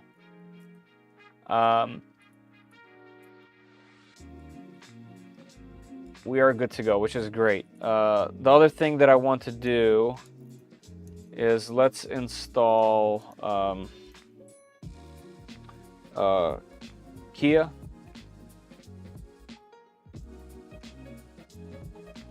I probably spelled it wrong. I definitely did. Kia.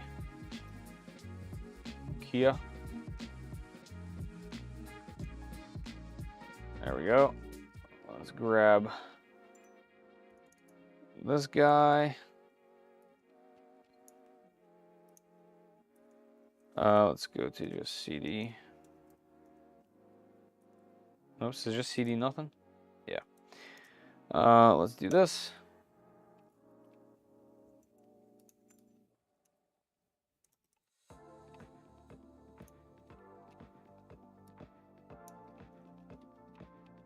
Hey, Zach. Yeah, the board is super cool. Got a UTC board and the EBB36, so I just went through this a few weeks ago. And that, yeah, like, you know, when I was doing this on the V0, and then, well, which is slightly different because this was the FISEC kit. But on the Trident, I had all this fresh, but it's been so long, now I'm just, you know, all of it was stuck. Nice, this thing is showing me CPU usage, and it's running at a cool 100%. So using all the brains of the CB1. I don't need these things anymore to press the boot, so that's good. Sample config, yeah, there should be a sample one that I'll be using. Do you name your printers, and if so, what and why? I don't. I haven't named them, none of them. I know people do, but for whatever reason, I just haven't. What's happening here? We're still going? Something has been fetched, but still no green on there, so we're still waiting for some. Oh yeah, there we go. Reading package lists. We got Big Mac from a Neptune 4 Max and a little scraper. You're trying to say scraper for the A1 Mini. Nice. All right, here we go. So that's good. Let's go next. All right, and now we should be able to get in here. I'm not going to update anything through here, but I do want to install. I'm going to uninstall Mainsail. You know, no one take offense to this. I just personally prefer Fluid. I run all my machines on it.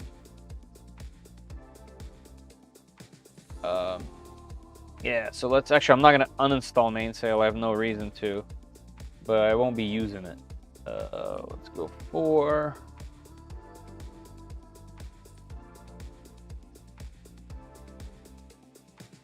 I need to choose different port for Fluid. Right.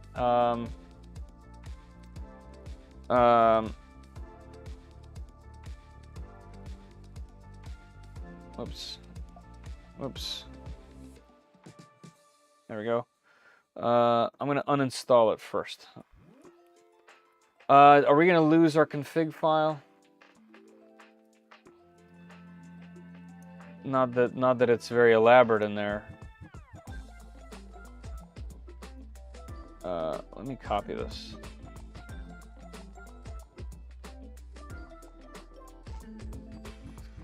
Copy this. Remove that.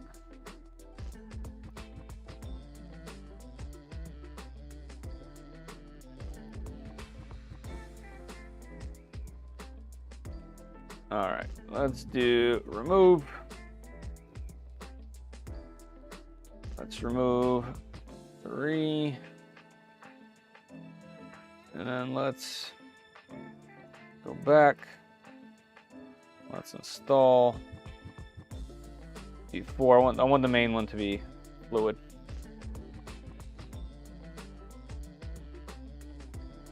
Yeah, I just want the default port to be Fluid, that's all. Yes. Sure.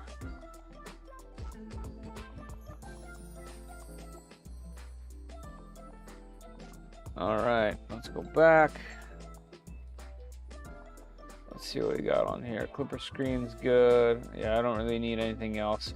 I will later install camp and whatnot, but I can do that later. Let's go Q for now. I'll just minimize this.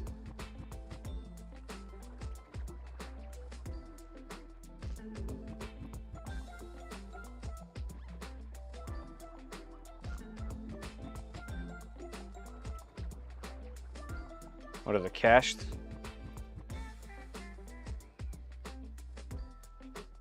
Let me do a restart.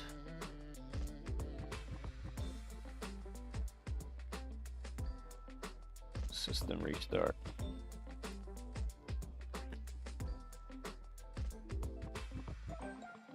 Nope. Hitting all the wrong buttons. There we go. Accept.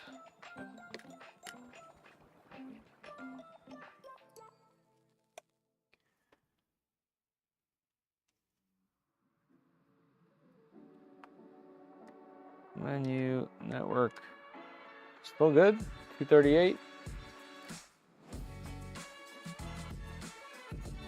All right, I broke something. I broke something.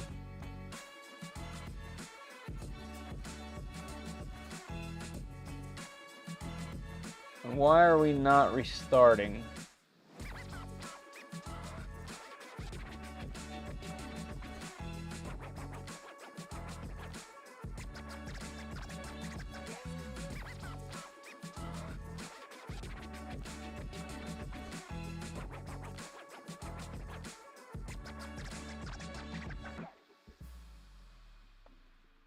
That's all good.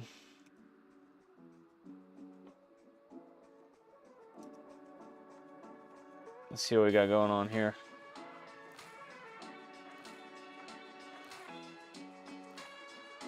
From what I remember, guys, correct me if I'm wrong, on the CB1, can I update everything?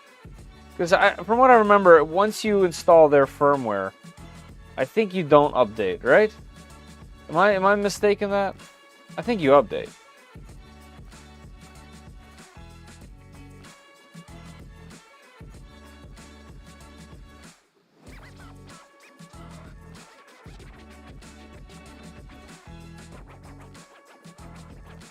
Update all the time. All right, I'm gonna just do everything. Let's do A.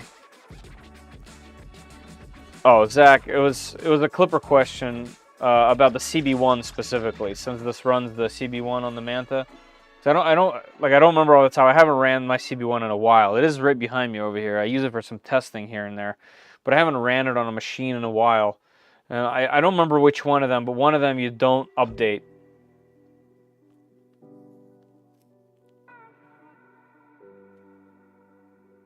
Yeah, like it looks like the Moonraker dock is missing on there, or maybe this is just because it's in this update state at the moment.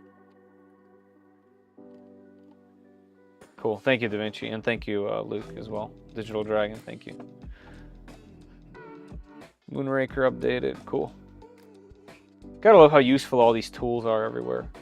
By the way, guys, it's 11 o'clock, which means we have about an hour left in the stream. So if you guys are hanging out here, don't forget at the very top, there is a pinned comment that will take you to a form to fill out if you guys want a chance to win a spool of PLA Plus from 3D Max.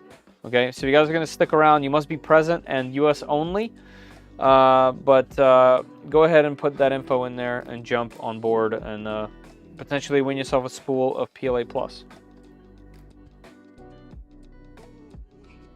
Also, if you guys want some cool merch, like this shirt right over here, as well as a bunch of others, check out shop.3dprintsos. According to the chat GPT, it says you can update the CB1. Nice, good, thank you. Chat GPT does lie. It does lie and make stuff up with confidence.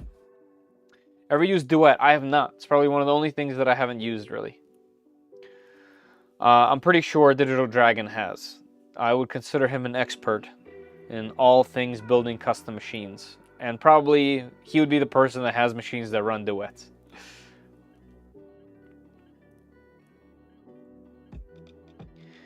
If the system updates don't work via Kia, you can always run them manually. Right.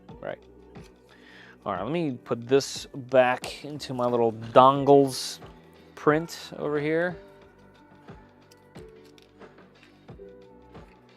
I used Duet on the black box build. Yes, cool machine.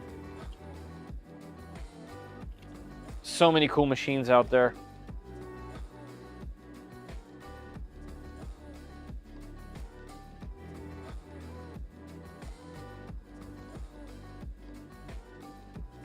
I gotta get some Basil Hayden rye. Dark rye? Basil Hayden dark rye. That stuff's so good. All right, while all this is updating, let's check out the prints. So we have, first up, we got multicolor print on the X1 Carbon. Looks like this is going to be a big fail. And not a fail in the print, a fail in the multicolor setup. You can see through and you can see black on the inside, so that's a bit of a bummer. So I'll have to reprint that. This is the back. So this would have been a macro case in red and black, the reverse of the other one I did. Otherwise, pretty good. But yeah, you can definitely see the black through the red, so that's not good. All right, let's go now to the Mini. Let's see how this worked out. This one should have the green version and reverse. All right, this one's perfect. This one's usable.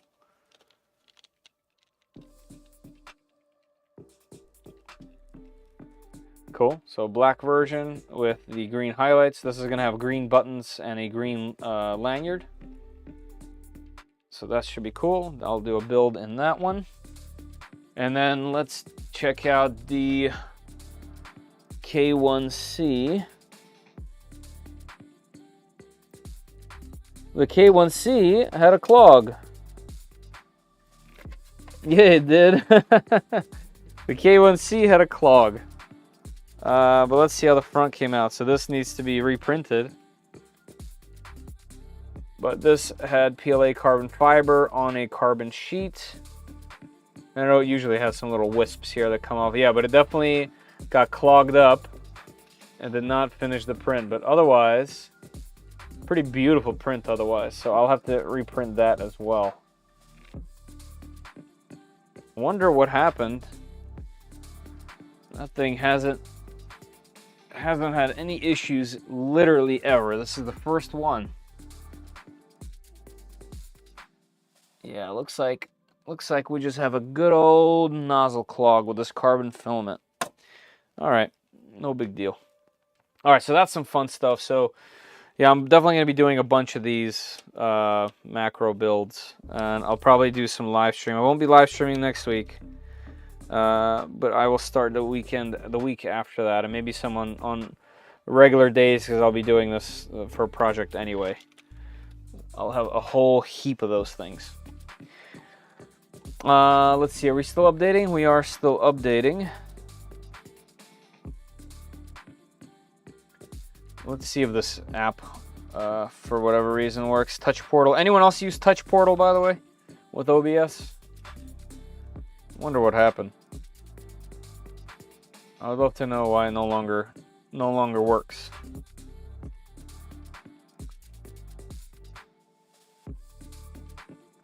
Hey, thanks, Zach.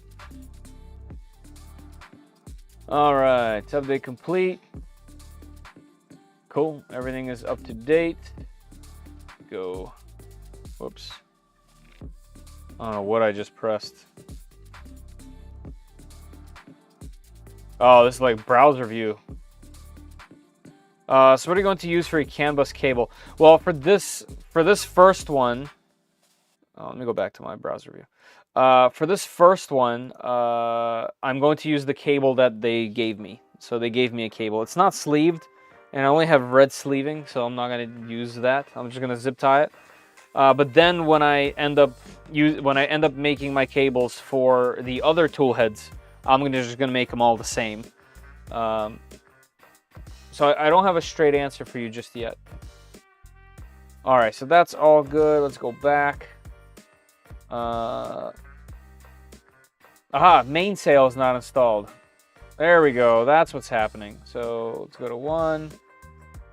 I mean, hold on, not mainsail. Moonraker. Moonraker is installed. This is giving me some Moonraker issues, because it's like missing a config file. All right, let's reboot it again and see if we can get in there. Let's go here. Starting Clipper.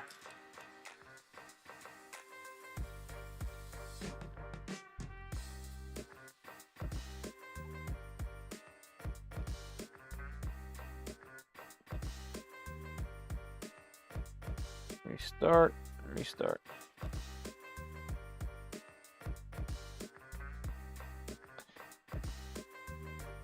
I picked up Duet 3 Mini 5 for future build. I'll be using RF on a Mellow CDY board for the Milo mill. Nice. Milo's cool.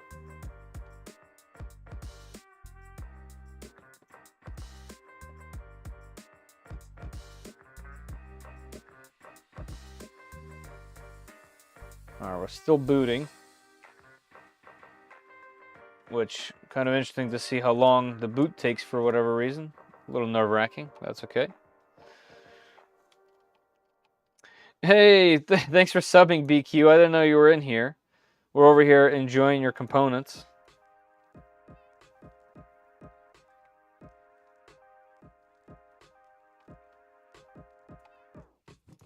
Alright, Fluid, let's go.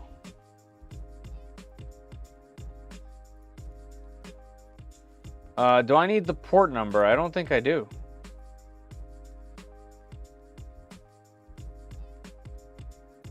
Let me double check yet again. It's because something is up with Moonraker. Maybe I'll just reinstall it. 238? Yeah, 238. Do I need to do port 80? No. Alright, let's troubleshoot this again. Password's BQ. Let's get back in the Kia. Hey, 3D Experiments, what's up? Hey, look at that. That's amazing. Thank you very much, Big Tree Tech. That is very kind of you. Thank you very much.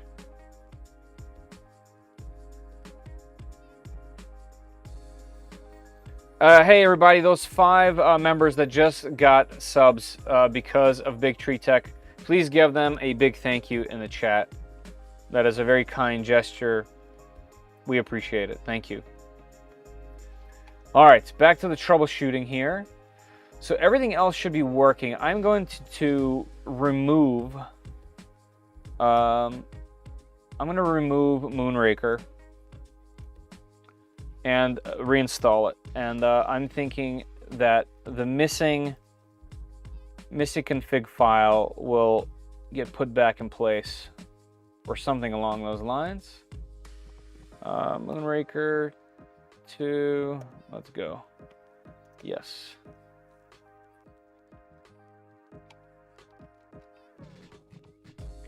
Yes, same. Loving it, loving it. Nice, I gave one away thanks to Big Tree Tech and BQ on my 20,000 sub channel, but I still don't have one to test. Would love to. Hey, thanks for subbing, Liz. Appreciate it.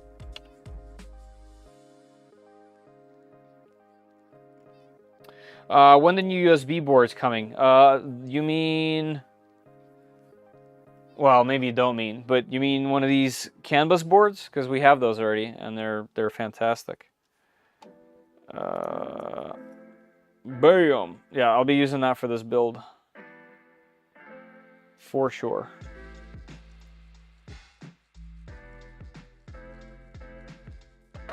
As well as a whole bunch of EVB 36s. All kinds of fun. Loving what I'm seeing with the Manta. Going to get one when I get back into the Delta project. Yeah, the Manta board is definitely a nice package. Everything all in one. It's solid stuff. Solid stuff.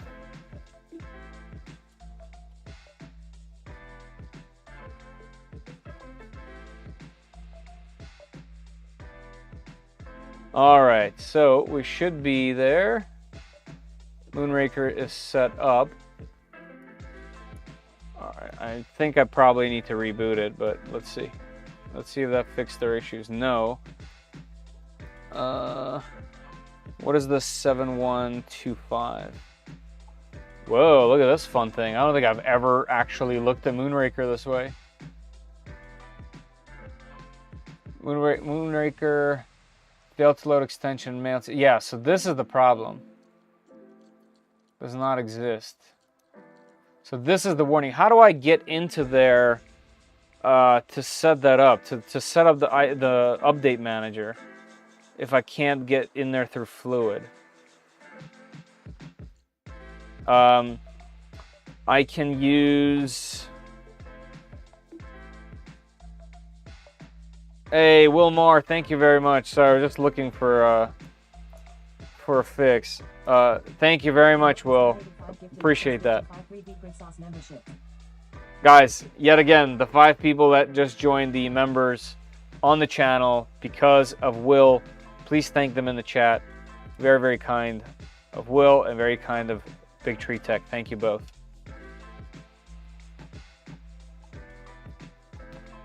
All right, so the other thing that I can think of to do to troubleshoot this is to use something like CyberDuck or maybe Transmit to sign in. Of course, there's an update. We're updating. All right, hold.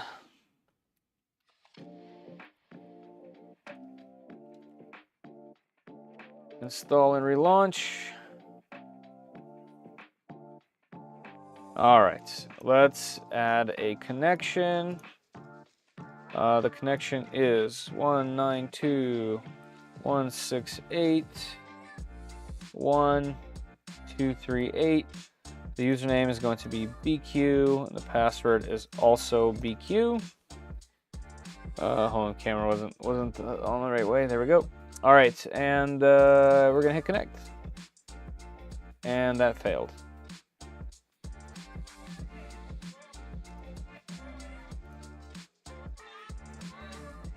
I probably set that up wrong. Let me go look again.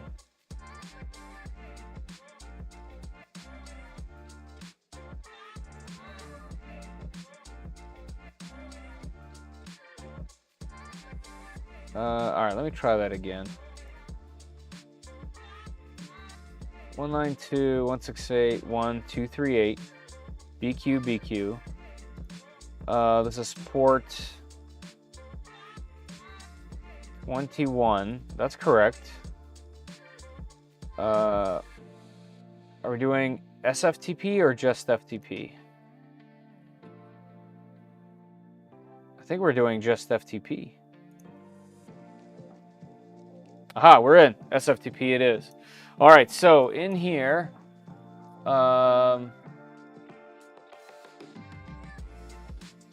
let's see, where would this be? Here's the fluid config. Moonraker.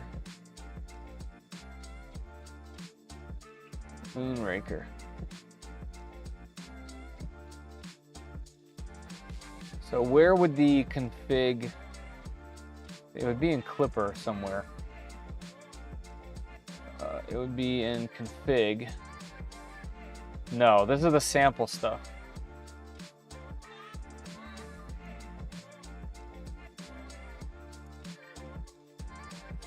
Oops, I downloaded it. That's okay. So yeah, this is not. Whoops. Yeah, this is not ours. This is generic. This is for fluid itself. I don't remember off the top of my head where the heck to look.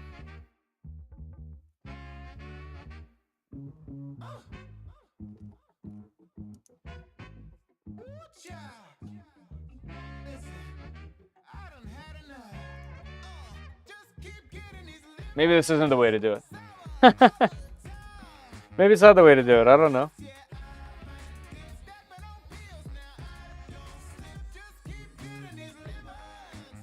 Nice.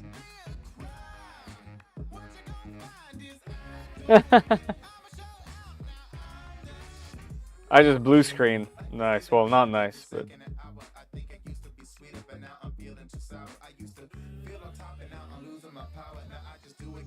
Nice.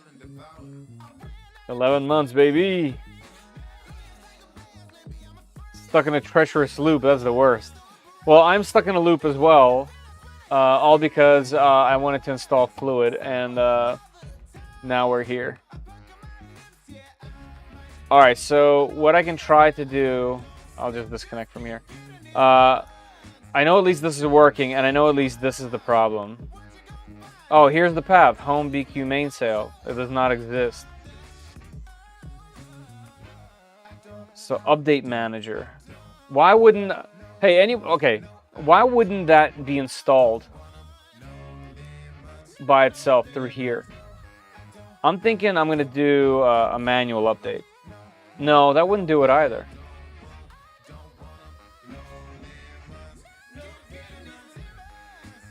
I'm surprised, to be honest. I would have kind of thought doing the update and reinstall would have installed it.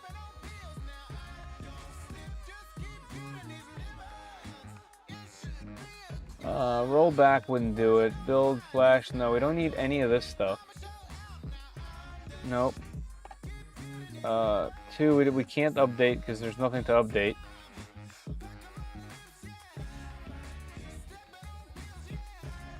Moonraker servers are already installed.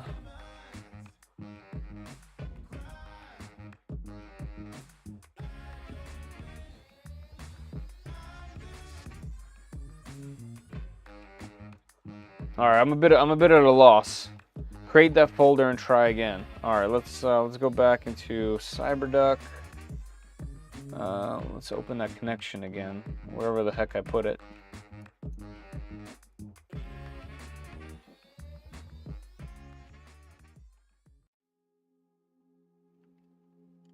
Why did that connection not save in here? So many things I'm constantly doing wrong. It's almost hilarious. All right, server 192.168.1.238. BQ is the username. Password is BQ.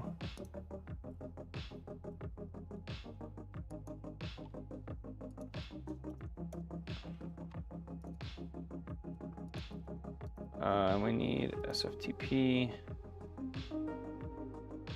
Let's go. All right, we're in there. The update manager for Moonraker CFG still has references to mainsail. You need to edit the Moonraker config file and remove mainsail info. Ah, okay, we can do that. Moonraker.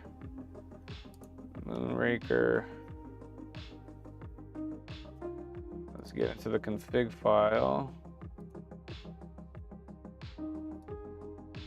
Hey, look at this. Hold on, guys. That's cool. Old dude, aka Jose. Thank you very much. That is very kind of you. Thank you for the 5 gifted. Once again, for the 3rd time. If old dude over here gifted you a sub to the channel, please go ahead and give him a thank you in the chat. Thank you very much. Very kind of you guys. I appreciate it, especially in this moment where I'm like trying desperately to get this thing to work. Well, not desperately, but you get the idea. I appreciate it. All right, so fluid config. Not fluid config. We need to find Moonraker.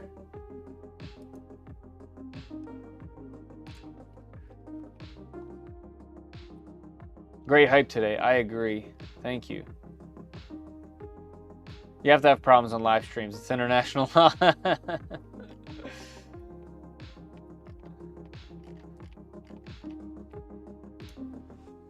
All right, let me try one more time.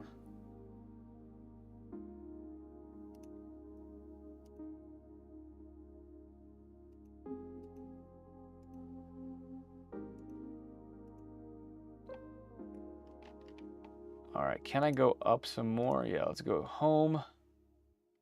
What was that address over here? Home BQ mainsail does not exist. Home BQ mainsail doesn't exist because, right, I need to remove that from Moonraker. Okay, going into the Moonraker folder. Moonraker again.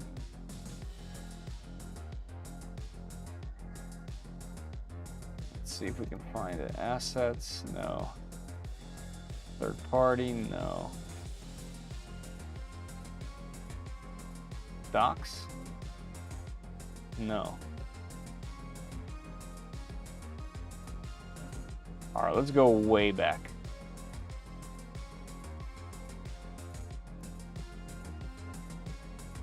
Root. Blah, blah, blah, blah. As soon as I find it, I will let everybody know what I've done and how. System CFG. I'm getting closer.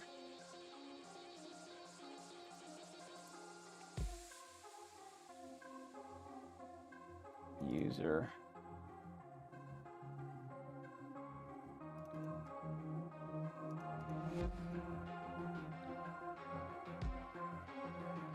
All right, it's not in there. Let's go back. All right, here we go.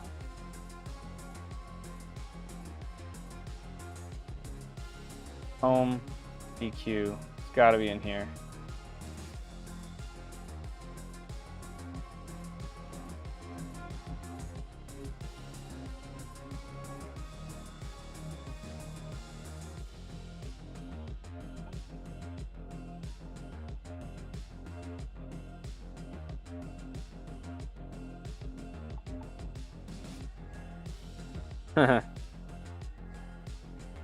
Three cheers for Feder. Yeah, thank you everybody. I really appreciate that.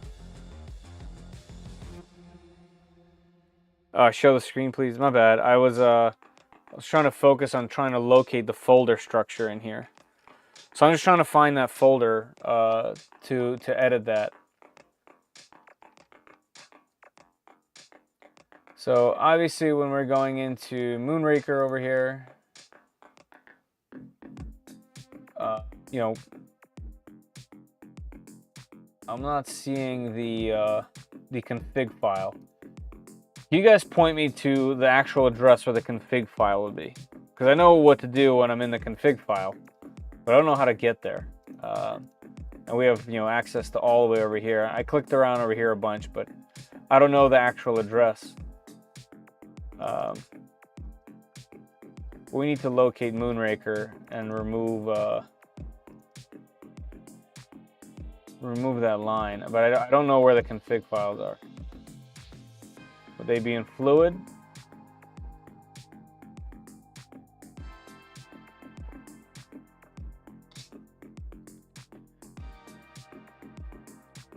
Yeah, troubleshooting's good, but troubleshooting is way better when you know what you're doing. And at the moment, I'm very clearly aimlessly looking around. Oh, thank you, Luke. That's very kind of you to help that way. So Catapult was today. All this is today. It's got to be... I would have expected it to be here. Or in ETC. Okay, that's good. That sounds really familiar. Yep, ETC. Here we go. Of course, there's a trillion files in here.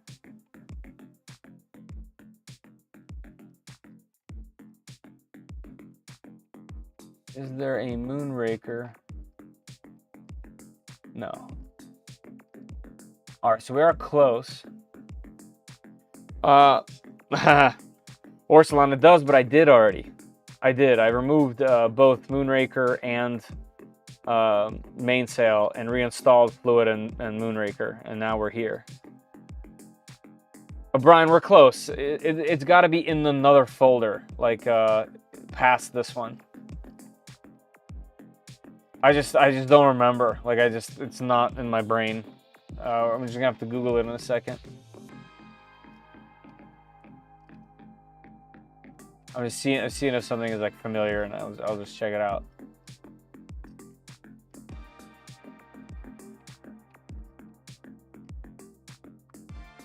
Did you turn it on and off? I did. I restarted it a few times. SystemMD.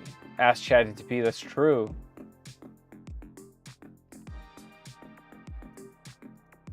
Let's do that. So it's time to reinstall the BQ system. Yeah, probably an easy way to do it, because everything was working with mainsail. I just nixed it. So I will not be blaming anybody but myself.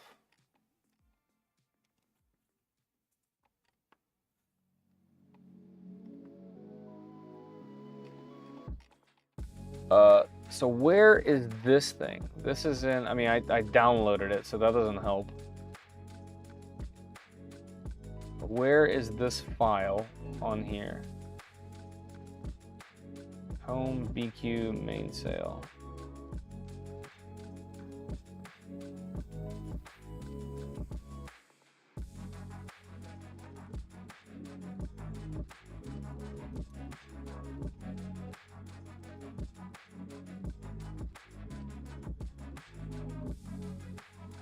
The path is home BQ printer data. All right, let me check that out.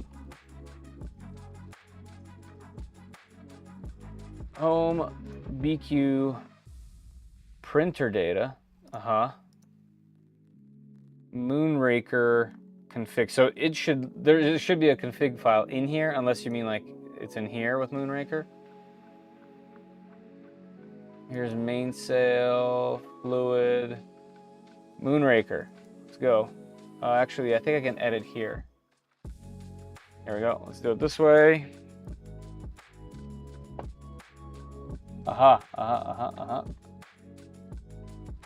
Right here. So main sale.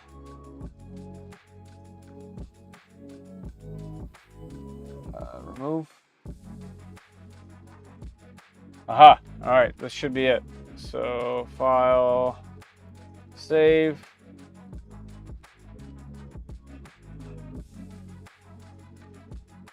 Just to double check, I will open it again. Make sure it's saved. Yep, it did. All right, that should be gone now. So let's move this to the side. Let's minimize this. Let's remove this. And, so close.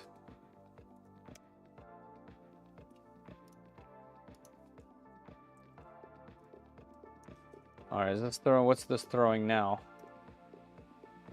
Let me do a restart.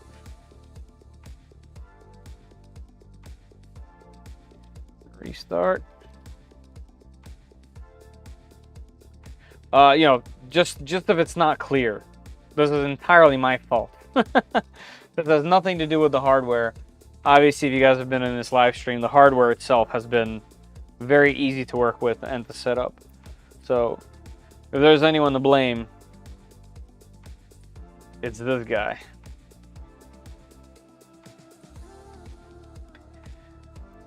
DaVinci, I'm on a Mac machine, so I'll do it a different way, but I will do it. I'm just letting this thing reboot. Moonraker connected, Clipper disconnected. Retrying number 2. Unable to get printer info from Moonraker. Right, because that config file we had is gone. But not hard to set up. All right, we should be booted up now. Let's see. Okay, no error here. Darn. All right, let's do. Is it this? I don't remember. Delete all of it. Delete it.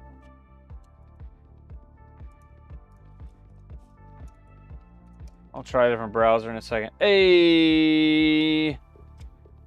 All right. Have I said thank you yet? Because if I haven't, massive thank you. Luke, thank you very much for doing that. I appreciate that. Helped me out big time. DaVinci, thank you very much as well. Yes, yes, yes. Oh, Jeebus. Luke. 1272 have donated 20 gifted and says gifted 23 G for sauce membership.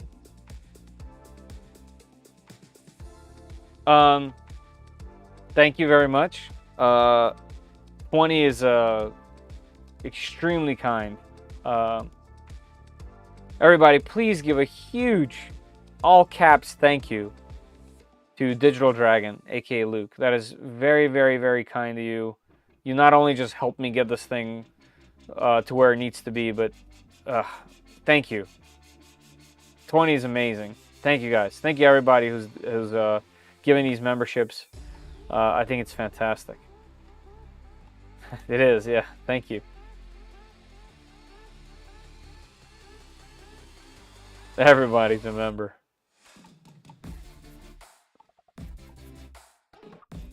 I fully agree here. Super, super, super kind. Yeah, it is huge support. It is huge support. Unbelievable. Thank you. Another machine born into the world. That's right. Almost born. Almost born. There's still some work ahead of us. I really wish this thing was working. Like switching the cameras is such a pain without it. It's crazy. Anyway, all that's working. That's fantastic. The rest is just a configuration file, which once the machine is built and set up, I can like sit down in a chair and set it up. So that's no problem there. Where's my browser view?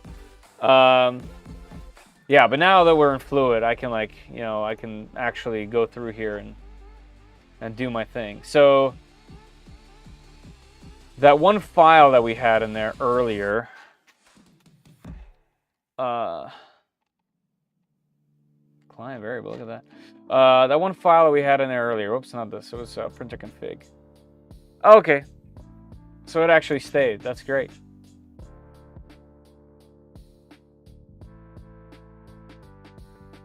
Okay, that it did this for us, so that's even better.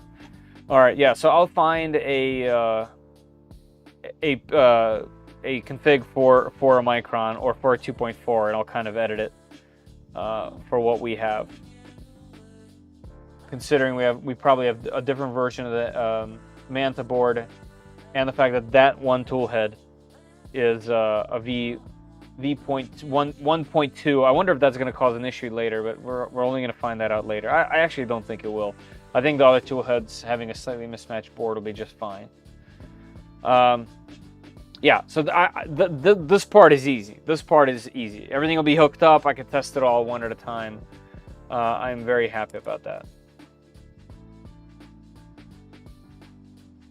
Here's the greatest. You'll have the, wow. I don't know about the greatest, but every time my membership expires, I get a new gifted one. Isn't that amazing? I think it's great. Yeah, like I said before, whenever I do an actual video, like a video, not a live stream, I will give you guys at least 2 days now to see it early instead of just one. Just because I've been noticing about 30, 40 people seem to watch it early, and sometimes the memberships are in the hundreds. So it just doesn't quite translate. So I believe it needs more days to be like, you know, a preview type of thing. So minimum 2 days. I think the last one was 3 days the last time I did a video. So I'm going to keep that up, try to give you guys that. Don't forget that if you're a member, you have a special section in Discord. So if your Discord is connected to your YouTube, you will be able to get a special channel within our Discord.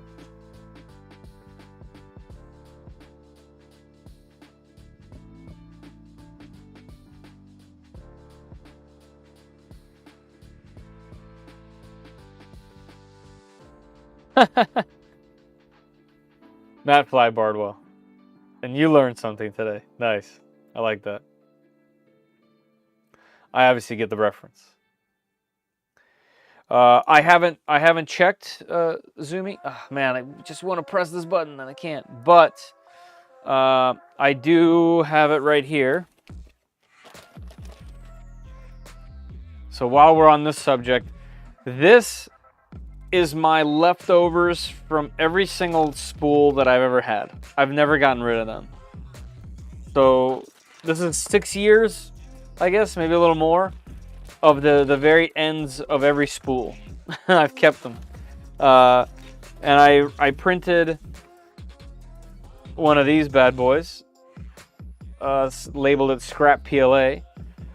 So the next video is going to be us using this Sunlu filament connector to make ourselves a custom rainbow spool that we're going to throw on here. So that's going to be a super fun one. And I'm very excited because everything that I've used so far in terms of joining filament has been absolute trash. So I'm very excited to use something promising. The other thing that I have, this is probably going to go on the Trident at some point, and since we're on the subject of more stuff, I have this Universal Turbo Kit, which is a CPAP fan. I have to order a hose and reprint a shroud for the Trident, but that's where that will go. So lots of stuff going on, lots of projects, lots of videos to be made, and not enough time in the day. So, are you order one too? Nice. How do I link my YouTube? That's a good question. I don't remember off the top of my head. I would search. But if you're in the Discord, I believe in Discord you link your YouTube. So in the Discord settings on your profile, you can like link your YouTube page, and that will give you special privileges because you're a member.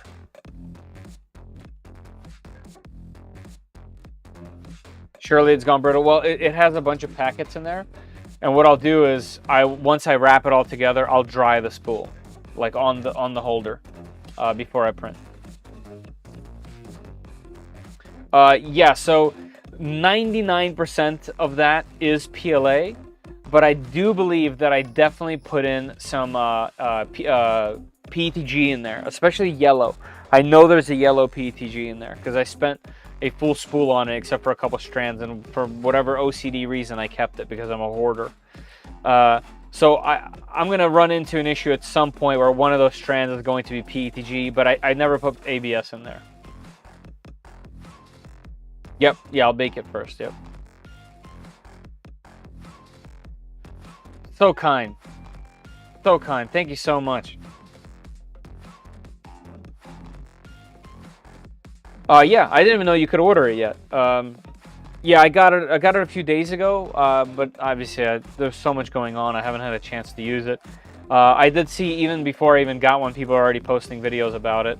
So by the time I get to it, it's not going to be anything new, but I'll give it a good old test. And if you guys trust me at any given point, or don't trust me, at least then you know my opinion on it. But I'm hoping it works real well. What kind of hose? A CPAP hose is what I need. It's essentially a turbo style fan that spins really, really fast. It's going to be mounted externally or internally on the Trident. So instead of using a fan that blows directly onto the hot end, it's going to use a hose that goes to this larger fan that spins like crazy. So the cooling will go up tremendously for PLA prints and printing fast.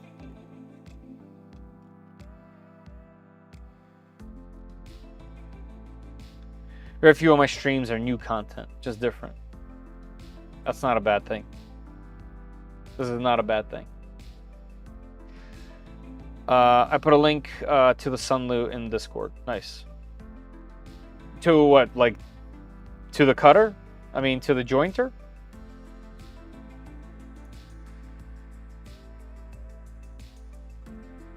Let's see. Oh, yeah, I see. Sunlu is launching a new product. Yeah. Ping. Nice.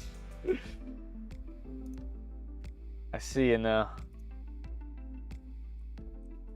Okay, all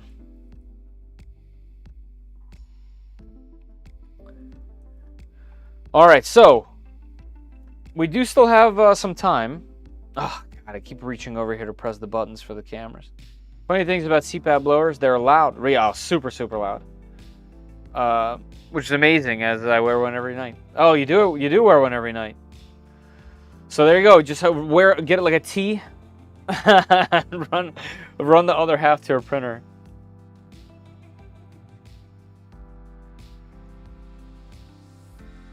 Oh yeah, I'm just looking for literally a black hose. Nothing fancy there.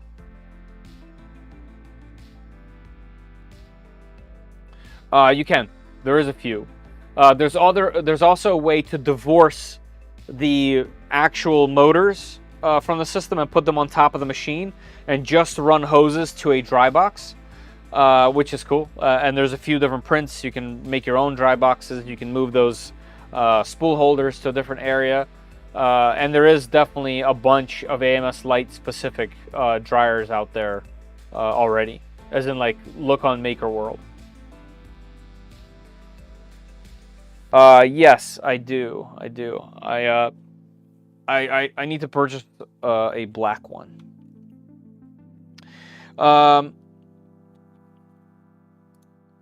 Back to this. So this is done. I'm very happy with it. Let's shut this thing down. Shut down. Accept. Let this thing go to bed. Unplug this charger cable. Good to know that this yellow cable is a charger cable. All right, so I'm very happy with this. Like I said before, huge thank you to everyone that helped me in here, but also this was massive, and just extremely helpful. Oh, end stops. Let's see, one customization. This is slicer stuff. I won't need this. Start print. Okay, that's useful. Archive fixes. Oh yeah, the fan. Yeah, that's gonna be interesting. I already repinned that. That's not a problem. Ghost touches. That's probably not gonna matter because we're using the tool changer head. But yeah, at yell on printables. I don't know if for whatever reason you might watch this, but a huge thank you for putting this together, putting it here, making it accessible. I'll have the comment on your thing when I'm logged into here. So just a huge thank you for that. And then this image is the only other one I need, because I think for the last 20 or so minutes we can attach at least some wires. Hear me out. Tool changer with an MMU on each head, but each slot on the MMU is an AMS. Nice. Like, yo dog, I heard you like the swap. I should have one that you could use if no one else does. Hey, that would be great. Yeah, I have a couple in drawer. Yeah, I'd be more than happy to buy it from you. More than happy to buy it from you.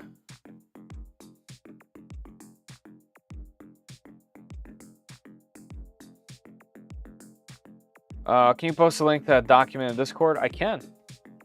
Good thing I just closed it, but I can get to it through here, I think. Let me see if I can. Well, if not, I'll do it straight right here. Yeah, so I'm gonna post this in the Clipper section. So on Discord there, just to keep it all together, in the Clipper section, I'll post this and type in that this is the supplemental information for a Micron Plus kit from Formbot. And then I will pin this. Pin message. All right, so if you guys are on my Discord, in the Clipper section, that's where I posted that. If you guys want this information. All right, but as far as this goes, go back. All right. Ah, nice shortcut. Yeah.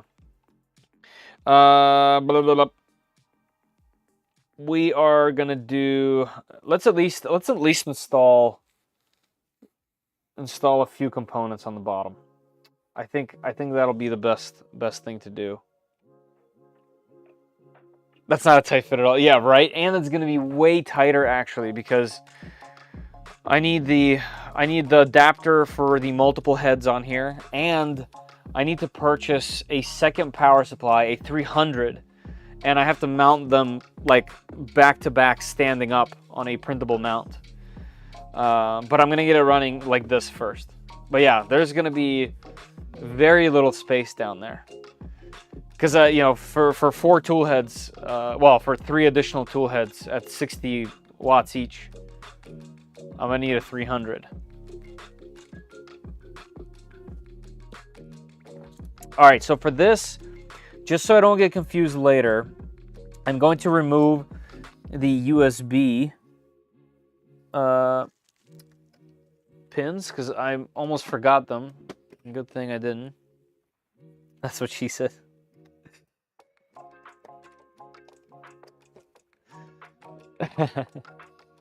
That is what she said.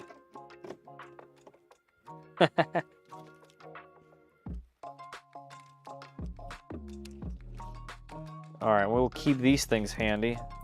Who else has a trillion of these little little guys? I have so many of them from all the various builds. Luke, you probably have a nearly infinite amount of these things. All right, I'm gonna unplug this for now, just because we don't need it to wire this portion up. It'll just get in the way.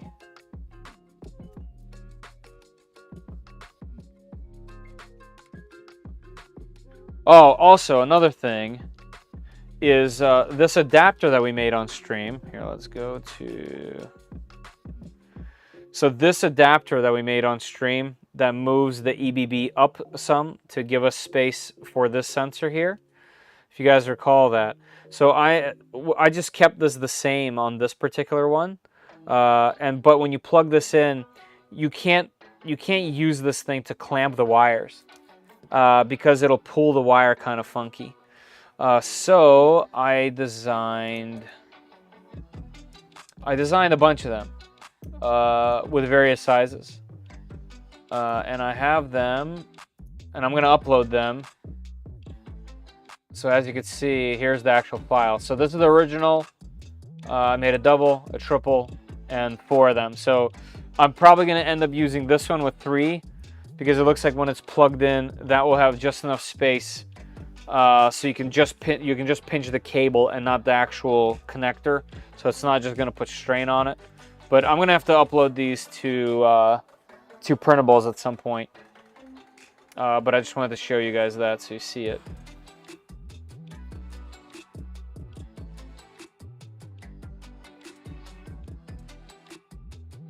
We're going to give toolhead 60 to 65 heaters. Yeah, right, exactly.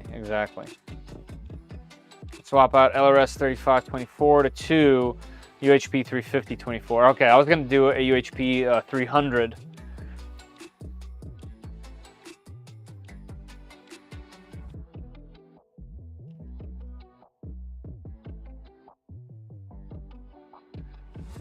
When I was making mine for the Trident, I used this awesome silicone wire that I have somewhere. I originally bought this for all my drone builds. But this flexible silicone wire right here, it's 20 gauge. This has been fantastic. It's super soft. Like super soft. And it's plenty thick. And you can do this in whichever way you want, but I ran this on my Trident and it's fantastic. I also put 2 strands of nylon inside with these and made that CAN bus cable, and it's been great. So that's what I use. I just use some good old 20 gauge wire, which is probably too much, to be fair. Like, it could be smaller. But you got to keep in mind the Trident is also using the USB.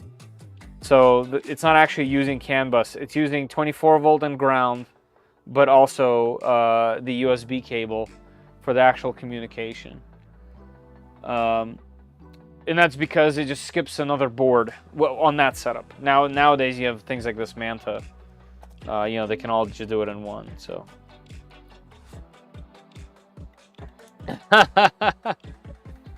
Same.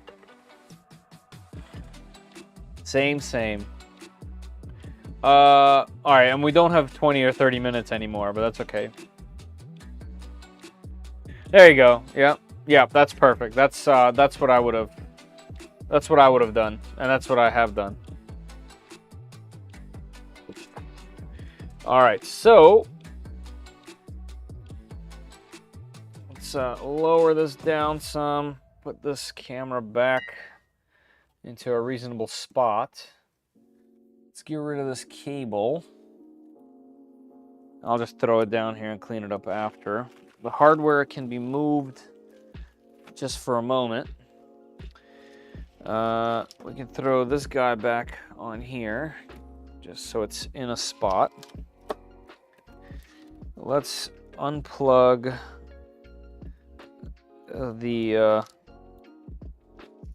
our screen here, put it to the side. Board to the side. Cable to the side. Okay.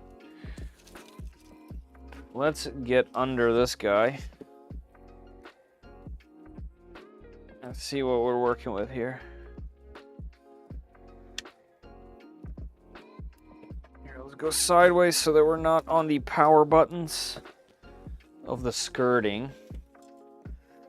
All right, so I can see why they mounted this in a different way.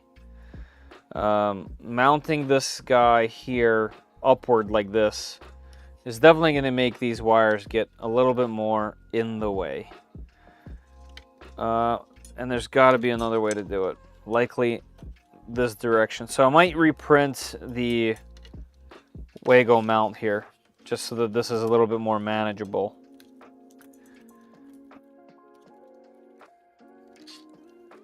Otherwise, this is very straightforward. It's labeled very well. So we need to mount, to get the rest of these wires organized, we need two things mounted. Power supply and this guy. For this to be mounted the way that they show theirs, this has to face which direction? I have it going this way. They have it going this way. Let's follow along, shall we? There we go. Go all the way up. Hopefully we'll be able to reach what we need up there. I have a feeling I'm gonna have to adjust these, definitely. The power supply is going in this direction on there. Let's see if we have the mounts that we need printed. Because to be 100% honest, I'm not sure.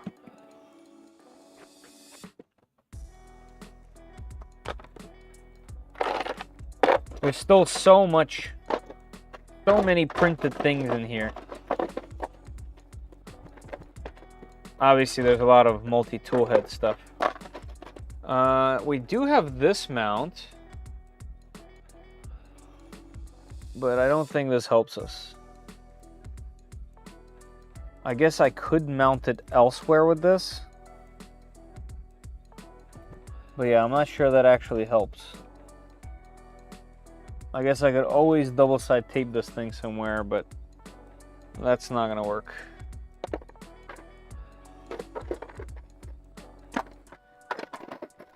For the fans. Oh, that's for the back.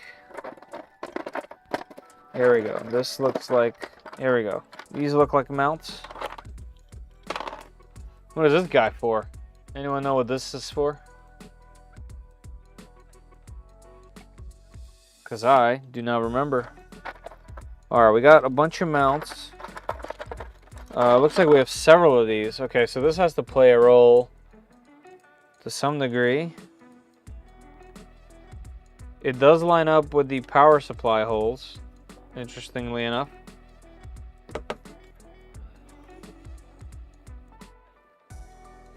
Slowly building power panel, fuse panel, wires together. It took over a month to get a new customer panel. Yeah, I'm sure.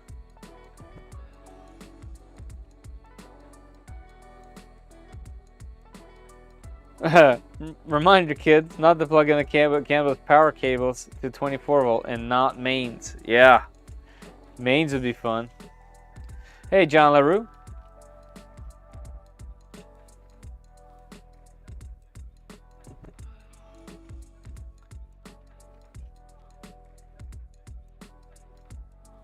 I believe that is the mount for the PSU. Yeah, it looks like the mount for the PSU. But how does this translate to this? It translates just like this. This looks like how it goes. All right, let me try to see. Yeah, okay. So that mounts like that. And it's kind of offset. I'm guessing if I put this way, it won't be offset anymore. Yep, that's correct. All right, so that's how this mounts. All right, yep, that's correct. So that is mounting for the PSU. That's for that. Okay, we We are now cooking with gas. This should be for the motherboard. Oh yeah, memory is working. Don't know what that is yet, but I'll take it.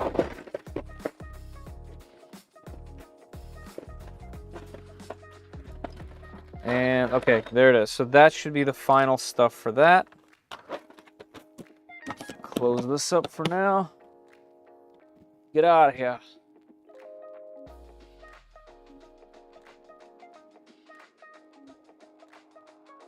Anyone have an idea what size PSU you need for a 6 tool changer? Well, if I'm going to be adding 3 and I need 300, I'm guessing you would need whatever powers your bed and your printer, but then also for, you know, you're going to need at least a 600 probably, right, for 6. I mean, you can split it even further, like 2 400s or something along those lines. All right, so do we need inserts into here? This looks like the hardware just goes through. This looks like the hardware. Okay, this needs inserts. This needs inserts. This looks like whatever we're threading into there. Yeah, that's threaded this way. Okay. No worries there. This is going to be an extra. This is a Manta mount. Let's see how this works. Yep, and then this needs inserts as well. That mounts on top of there. Does everything line up? It does. Okay, cool. Why is this M2? Why is this M2 and this M3? Is that just an error? That makes no sense. Unless I'm mistaken.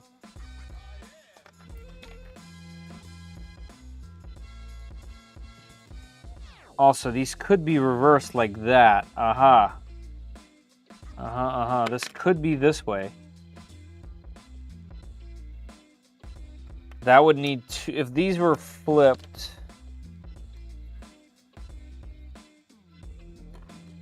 This. We did it this way. Then M2 screws would just thread in here. Okay, that might be how that is. That might be, this might be that. Which means these, oh, sorry guys. Which means, playing with Legos over here. Which means this, the mounts for the supply here, would go like that. Or, does this line up with the supply? No. So yeah, you need these adapters. And this gets 2 inserts. Yeah, okay, I see. I see. 2 inserts here, 2 inserts there, 2 inserts here, 2 inserts here. That's extra. This is extra. And this looks like works with M2 directly into here. And let's get the Manta. And does this go here? Yes. Okay, I got it. Got it figured out. We're moving. By the way, for everyone that's just popping in here, it looks like we have about 6 minutes or so, about 5 minutes. Right over here, there's the pinned comment. That will take you to a gleam.io link that looks like this. Fill out this question if you're in the United States and are going to stick around. There's only 44 people in, so you have a pretty good chance to win a spool of PLA Plus by 3D Max. All right, so it's 5 minutes left for you to enter. Should be plenty of time. I'm going to try to get some inserts mounted into here in the meantime. I'm too self-tapping. That's what it is. That's what those are. I don't like them either. But I missed all the comments that were happening up there. My monitor just jumped at me off my desk right as you put your hand on the camera. Boo! Let's get this.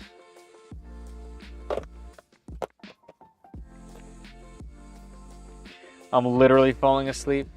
Well, I'm sorry, we're not so fun. You know, we're not exciting enough for you anymore, Zumi.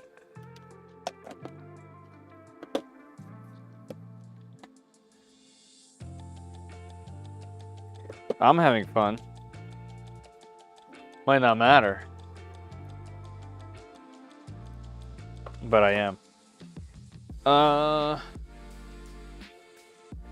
Let's get some inserts.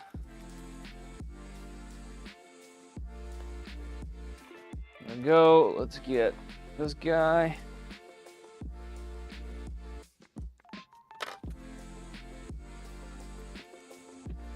We need four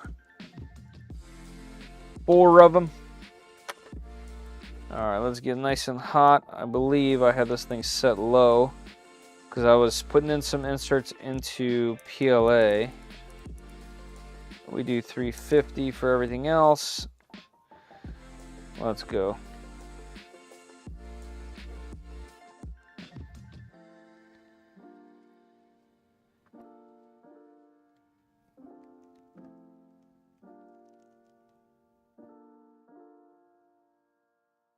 Nice and easy. Perfection.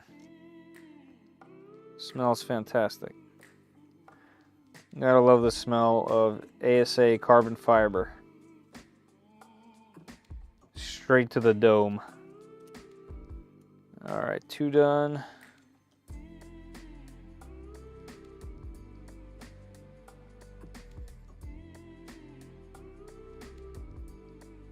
More.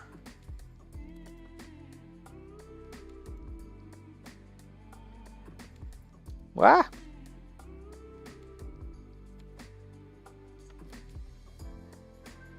Best little vise ever.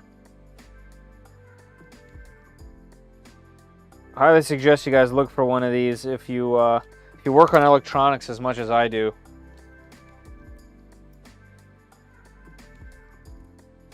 You're so exciting, I just can't stay awake. Wait a minute. Poison fumes them is. Yeah, good thing I'm just enjoying them. Just taking them in. Alright, I'm gonna see if I can do both these at the same time.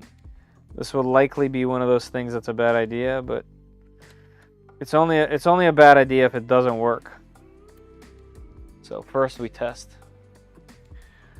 My AMD5M will not update the clipper for some reason. That's because they have their own clipper locked down. So unless you're doing the third-party clipper installation, where you like uninstall all of their stuff and install a clean version, it might not update. In fact, updating their version of clipper is going to brick the machine, just like it would on the Creality machines and everything else that runs their own custom version of clipper. They have their own version because it's like predetermined hardware.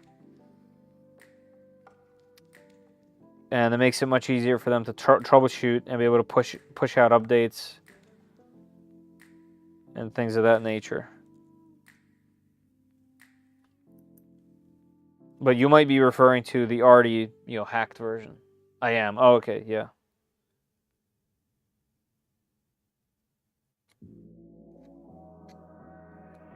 All right.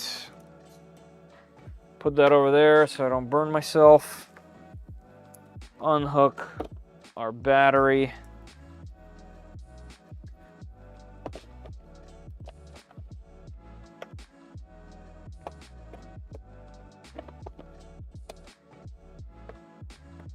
All right. Get this battery out of here. Let's see how this is looking. Looks like our competition has ended, aka our giveaway for the filament. Let me just attach this power supply and I will call that a win for the stream. And we'll go from there. I'll choose our winners then. All right, so I need M3 by, this M3 by 6 will work. Kind of wonder why we get the larger hex heads instead of the button heads. I'm going to use them. I don't know if that's correct or not. I don't know if they're for this, but it seems like a thing that I would use them for would be for this. All right, so first it's these. Excuse me, can't mute because my mute button doesn't work at the moment.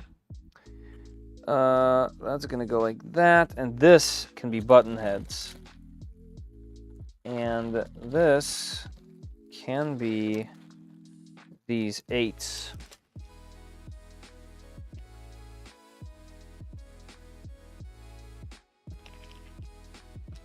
All right, 4 of these. Let's get the right Allen key. All right, so these get attached like that.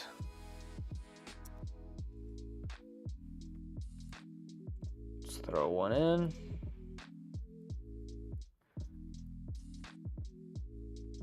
Gotta love inserts in plastic. Very nice. Always takes a 3D print to the next level with a nice insert.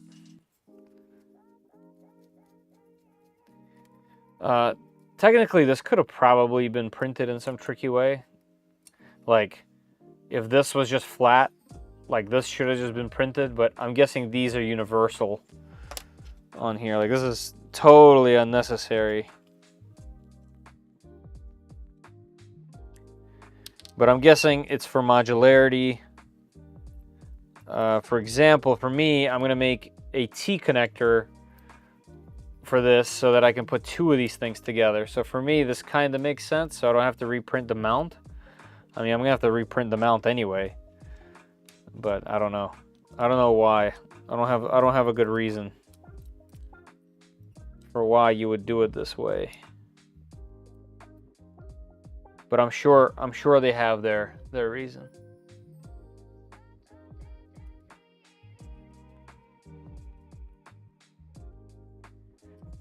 All right, that's good. So now we have these fun looking things. So to attach this, where's that one photo? That's the back. We need this side going that way. So it looks like this needs to be like this. Okay, so we attach this one to this. So that's why I wanted to use these larger ones. Just seems a bit more logical, since it has a larger head on top of there. Yep, that works. That works. Yeah, so that is a nice, clean, modular mount for that. Beautiful. Seems like my USB port might not be working. Uh-oh. Maybe it's the cable. I had that today. All right. Could totally be the cable. All right, so this will get mounted like this, and we should be mountable. All right, power supply is installed.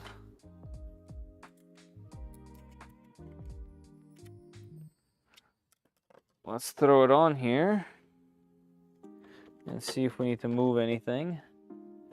So right away, I do need to move it. Maybe I can get away with it. Let's see. No, the mounts hit the motors, okay? So I need to move this just a bit.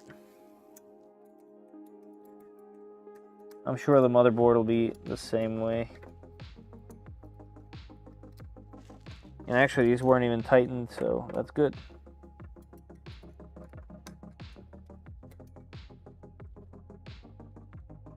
Move it just right here. lock it down pretty tight.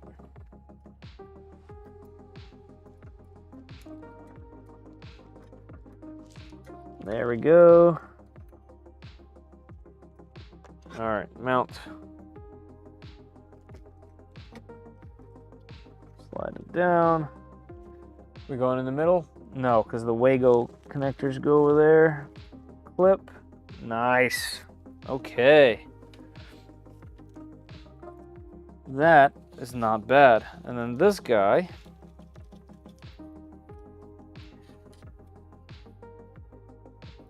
Technically, just goes like this. There we go. And we can move it all the way up like that.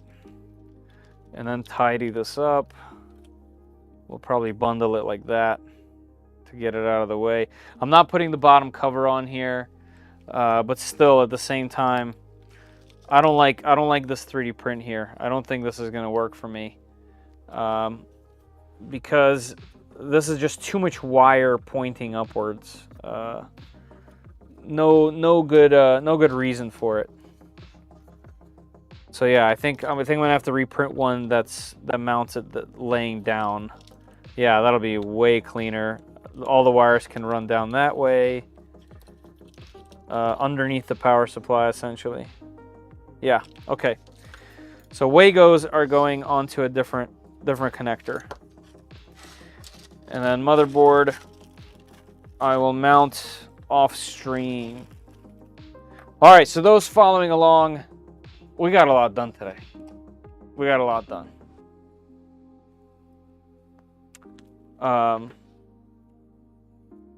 Yeah, I'm pretty happy about this. So this was actually quite the step in the right direction. I've heard the Voron V20 is fiddly to build and work on. Is the Micron Plus any better in that regard? No, the Micron is exactly the same as the V2, and the Micron is actually way more complicated than the V2. The V2 is cake in comparison. The other thing is kits like the FiSec V0 kit that I built has its own hardware that's like predetermined. It's not pieced together like this. It's like predetermined motherboard, tool board, cabling. So it's actually way more straightforward. But also, it just has one motor to lift the Z. This has a flying gantry in the same size. So this machine is definitely by far the most complicated Voron that I have. But with that said, I have both of the simplest ones. The Trident is the simplest one because of its size. It's easy. The smaller version of the Trident that's more complicated because it's small is the V0. It is more fiddly. It was slightly more complicated to build because things are small. But the V0 is way simpler than the Micron. The Micron is far more complex. So, yeah, I thought so too. And like I said, the comment that I got earlier today before I started the stream saying that this is the most useless stream and all I'm doing is BSing with everybody. I don't know. Maybe it's just me, but that was not constructive criticism. That was just somebody whining, I think. I don't know. Oh, right. Let's do the giveaway. Let's go here. All right, y'all. I'm going to jump in on my other screen. Let's go to Gleam. Let's go to winners. Let's draw a winner. All right, are United States? Yes. Did you answer yes? Okay, we have a winner. I'm going to announce winners in widget with avatar.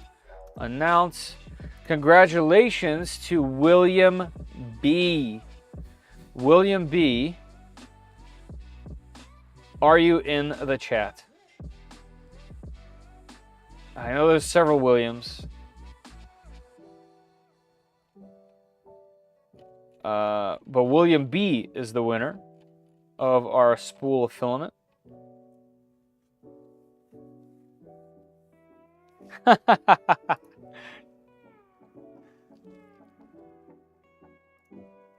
Yeah, right, Catron.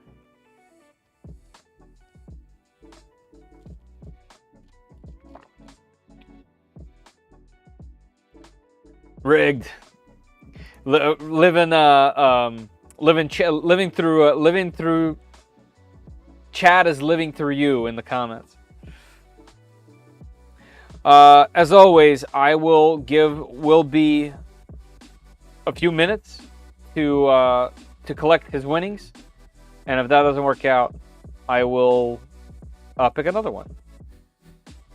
I'll pick another winner. So, Will be, let us know in the chat if you're here. I don't know if he's taggable because the names don't always match.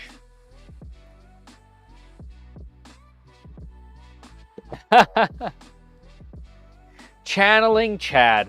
100%. That's, you said that way better than me. Channeling Chad. That's fantastic. No. Don't bring that in. It's all good. Avoid.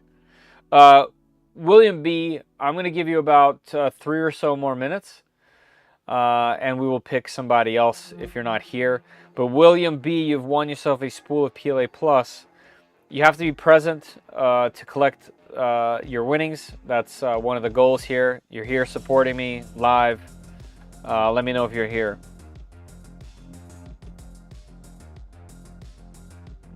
You don't have to read the long. I mean, I will at some point read them, but I won't right now.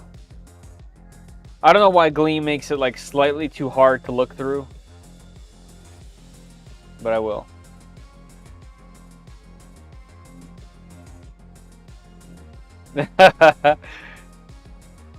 You always gotta troll the star BF. But Wilmar, I'm assuming you're not Will B. In fact, I could kind of check. Well, I have an email and I have a location, but I don't have anything further than that. Let's see, what else can I click here?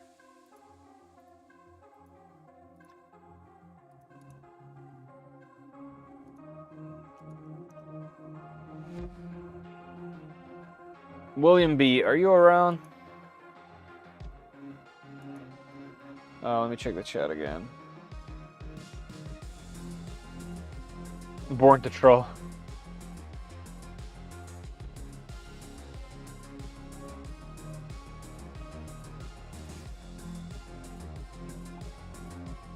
Look at the green in the chat.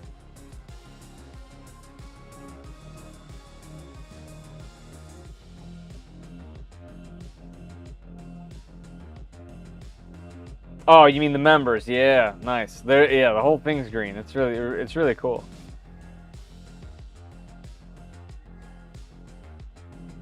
Is it? Okay, I can.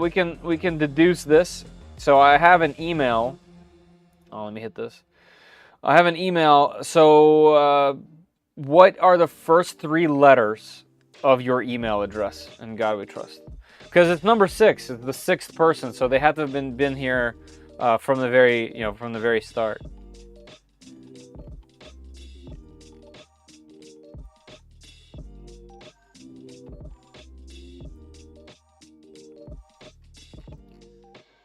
So, in God We Trust, aka William,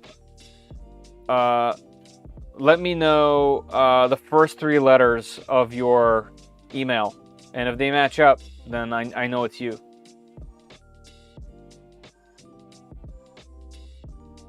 You have about 1 more minute. Ah, from Canada. All right, so it's not you. Can't be me. Okay, cool. All right, well, as promised, you have to be present to win. So Willie B, I'm sorry, but I'm gonna go ahead and pick another winner. I do appreciate that you were number 6 to enter. I'm guessing it just got late and you couldn't stick around, to which, I totally understand. Illegally changed my name. Yeah, it's gonna take a while. All right, so I'm gonna revoke his win, and we'll pick another one. Here we go.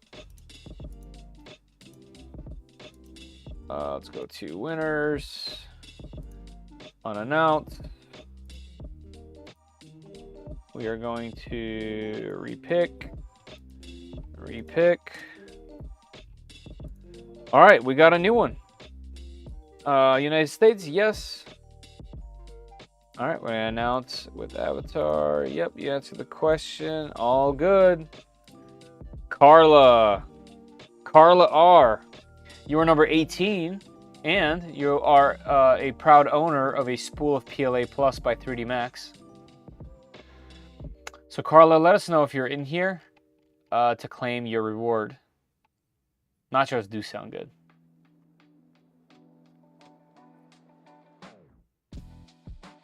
Hey, nice. Congratulations.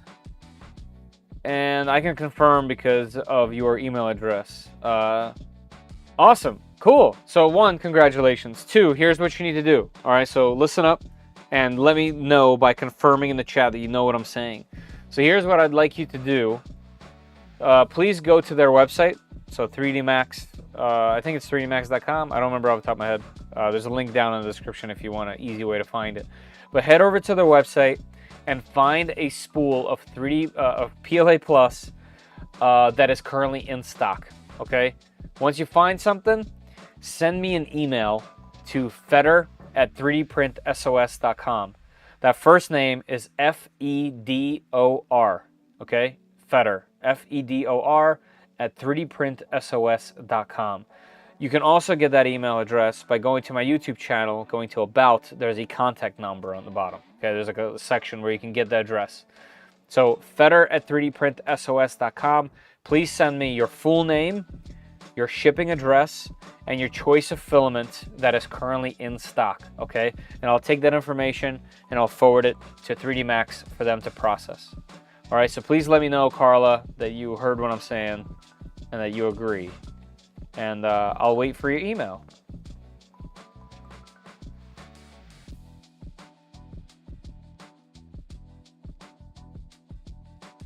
Absolutely. Thank you for being here. Thank you for being number 18. That means you were here pretty early and you stayed till the end. So that's the best way you could support somebody on YouTube. Is to just be here, show up, throw an occasional thumbs up. You know what I mean? So definitely appreciate you. I'm still very excited that I can, even do this type of thing and give back through 3D Max. Thank you, huge thank you to 3D Max for continuing to support the channel with spools of filament. We've given away literally hundreds of spools of filament on this channel from 3D Max. Hundreds.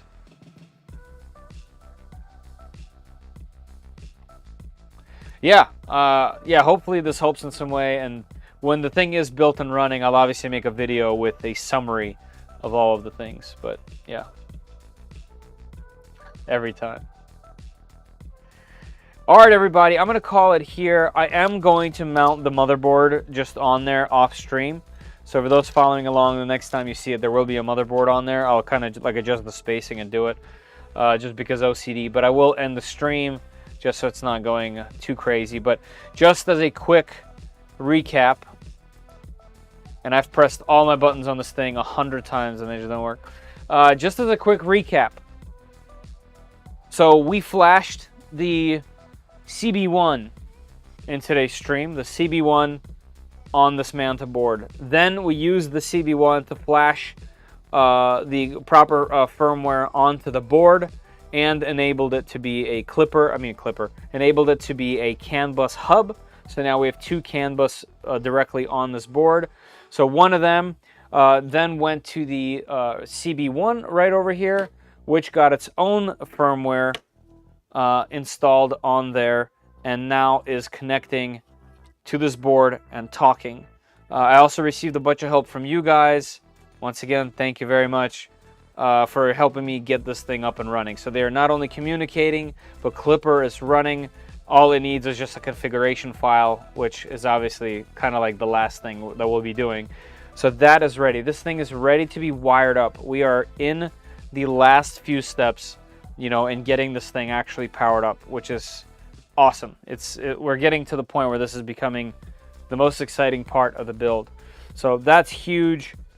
Very happy to do it. So one more thing is next week, I'm going to be on vacation with the fam.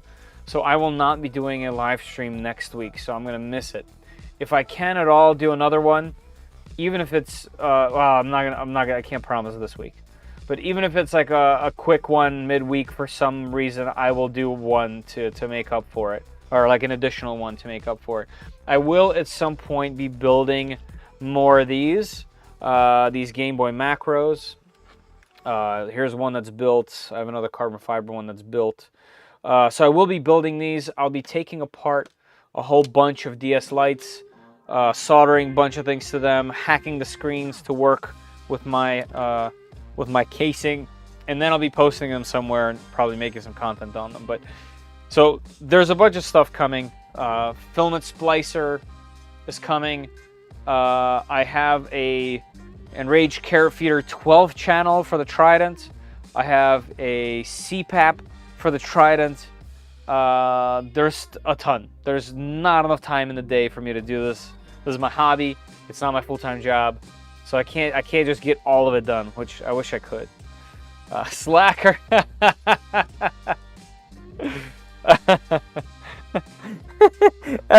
After everything I just said. I like that. I like that. That's funny. The blue one looks sick. Thank you. Yeah, Sunlu filament. Great, good stuff.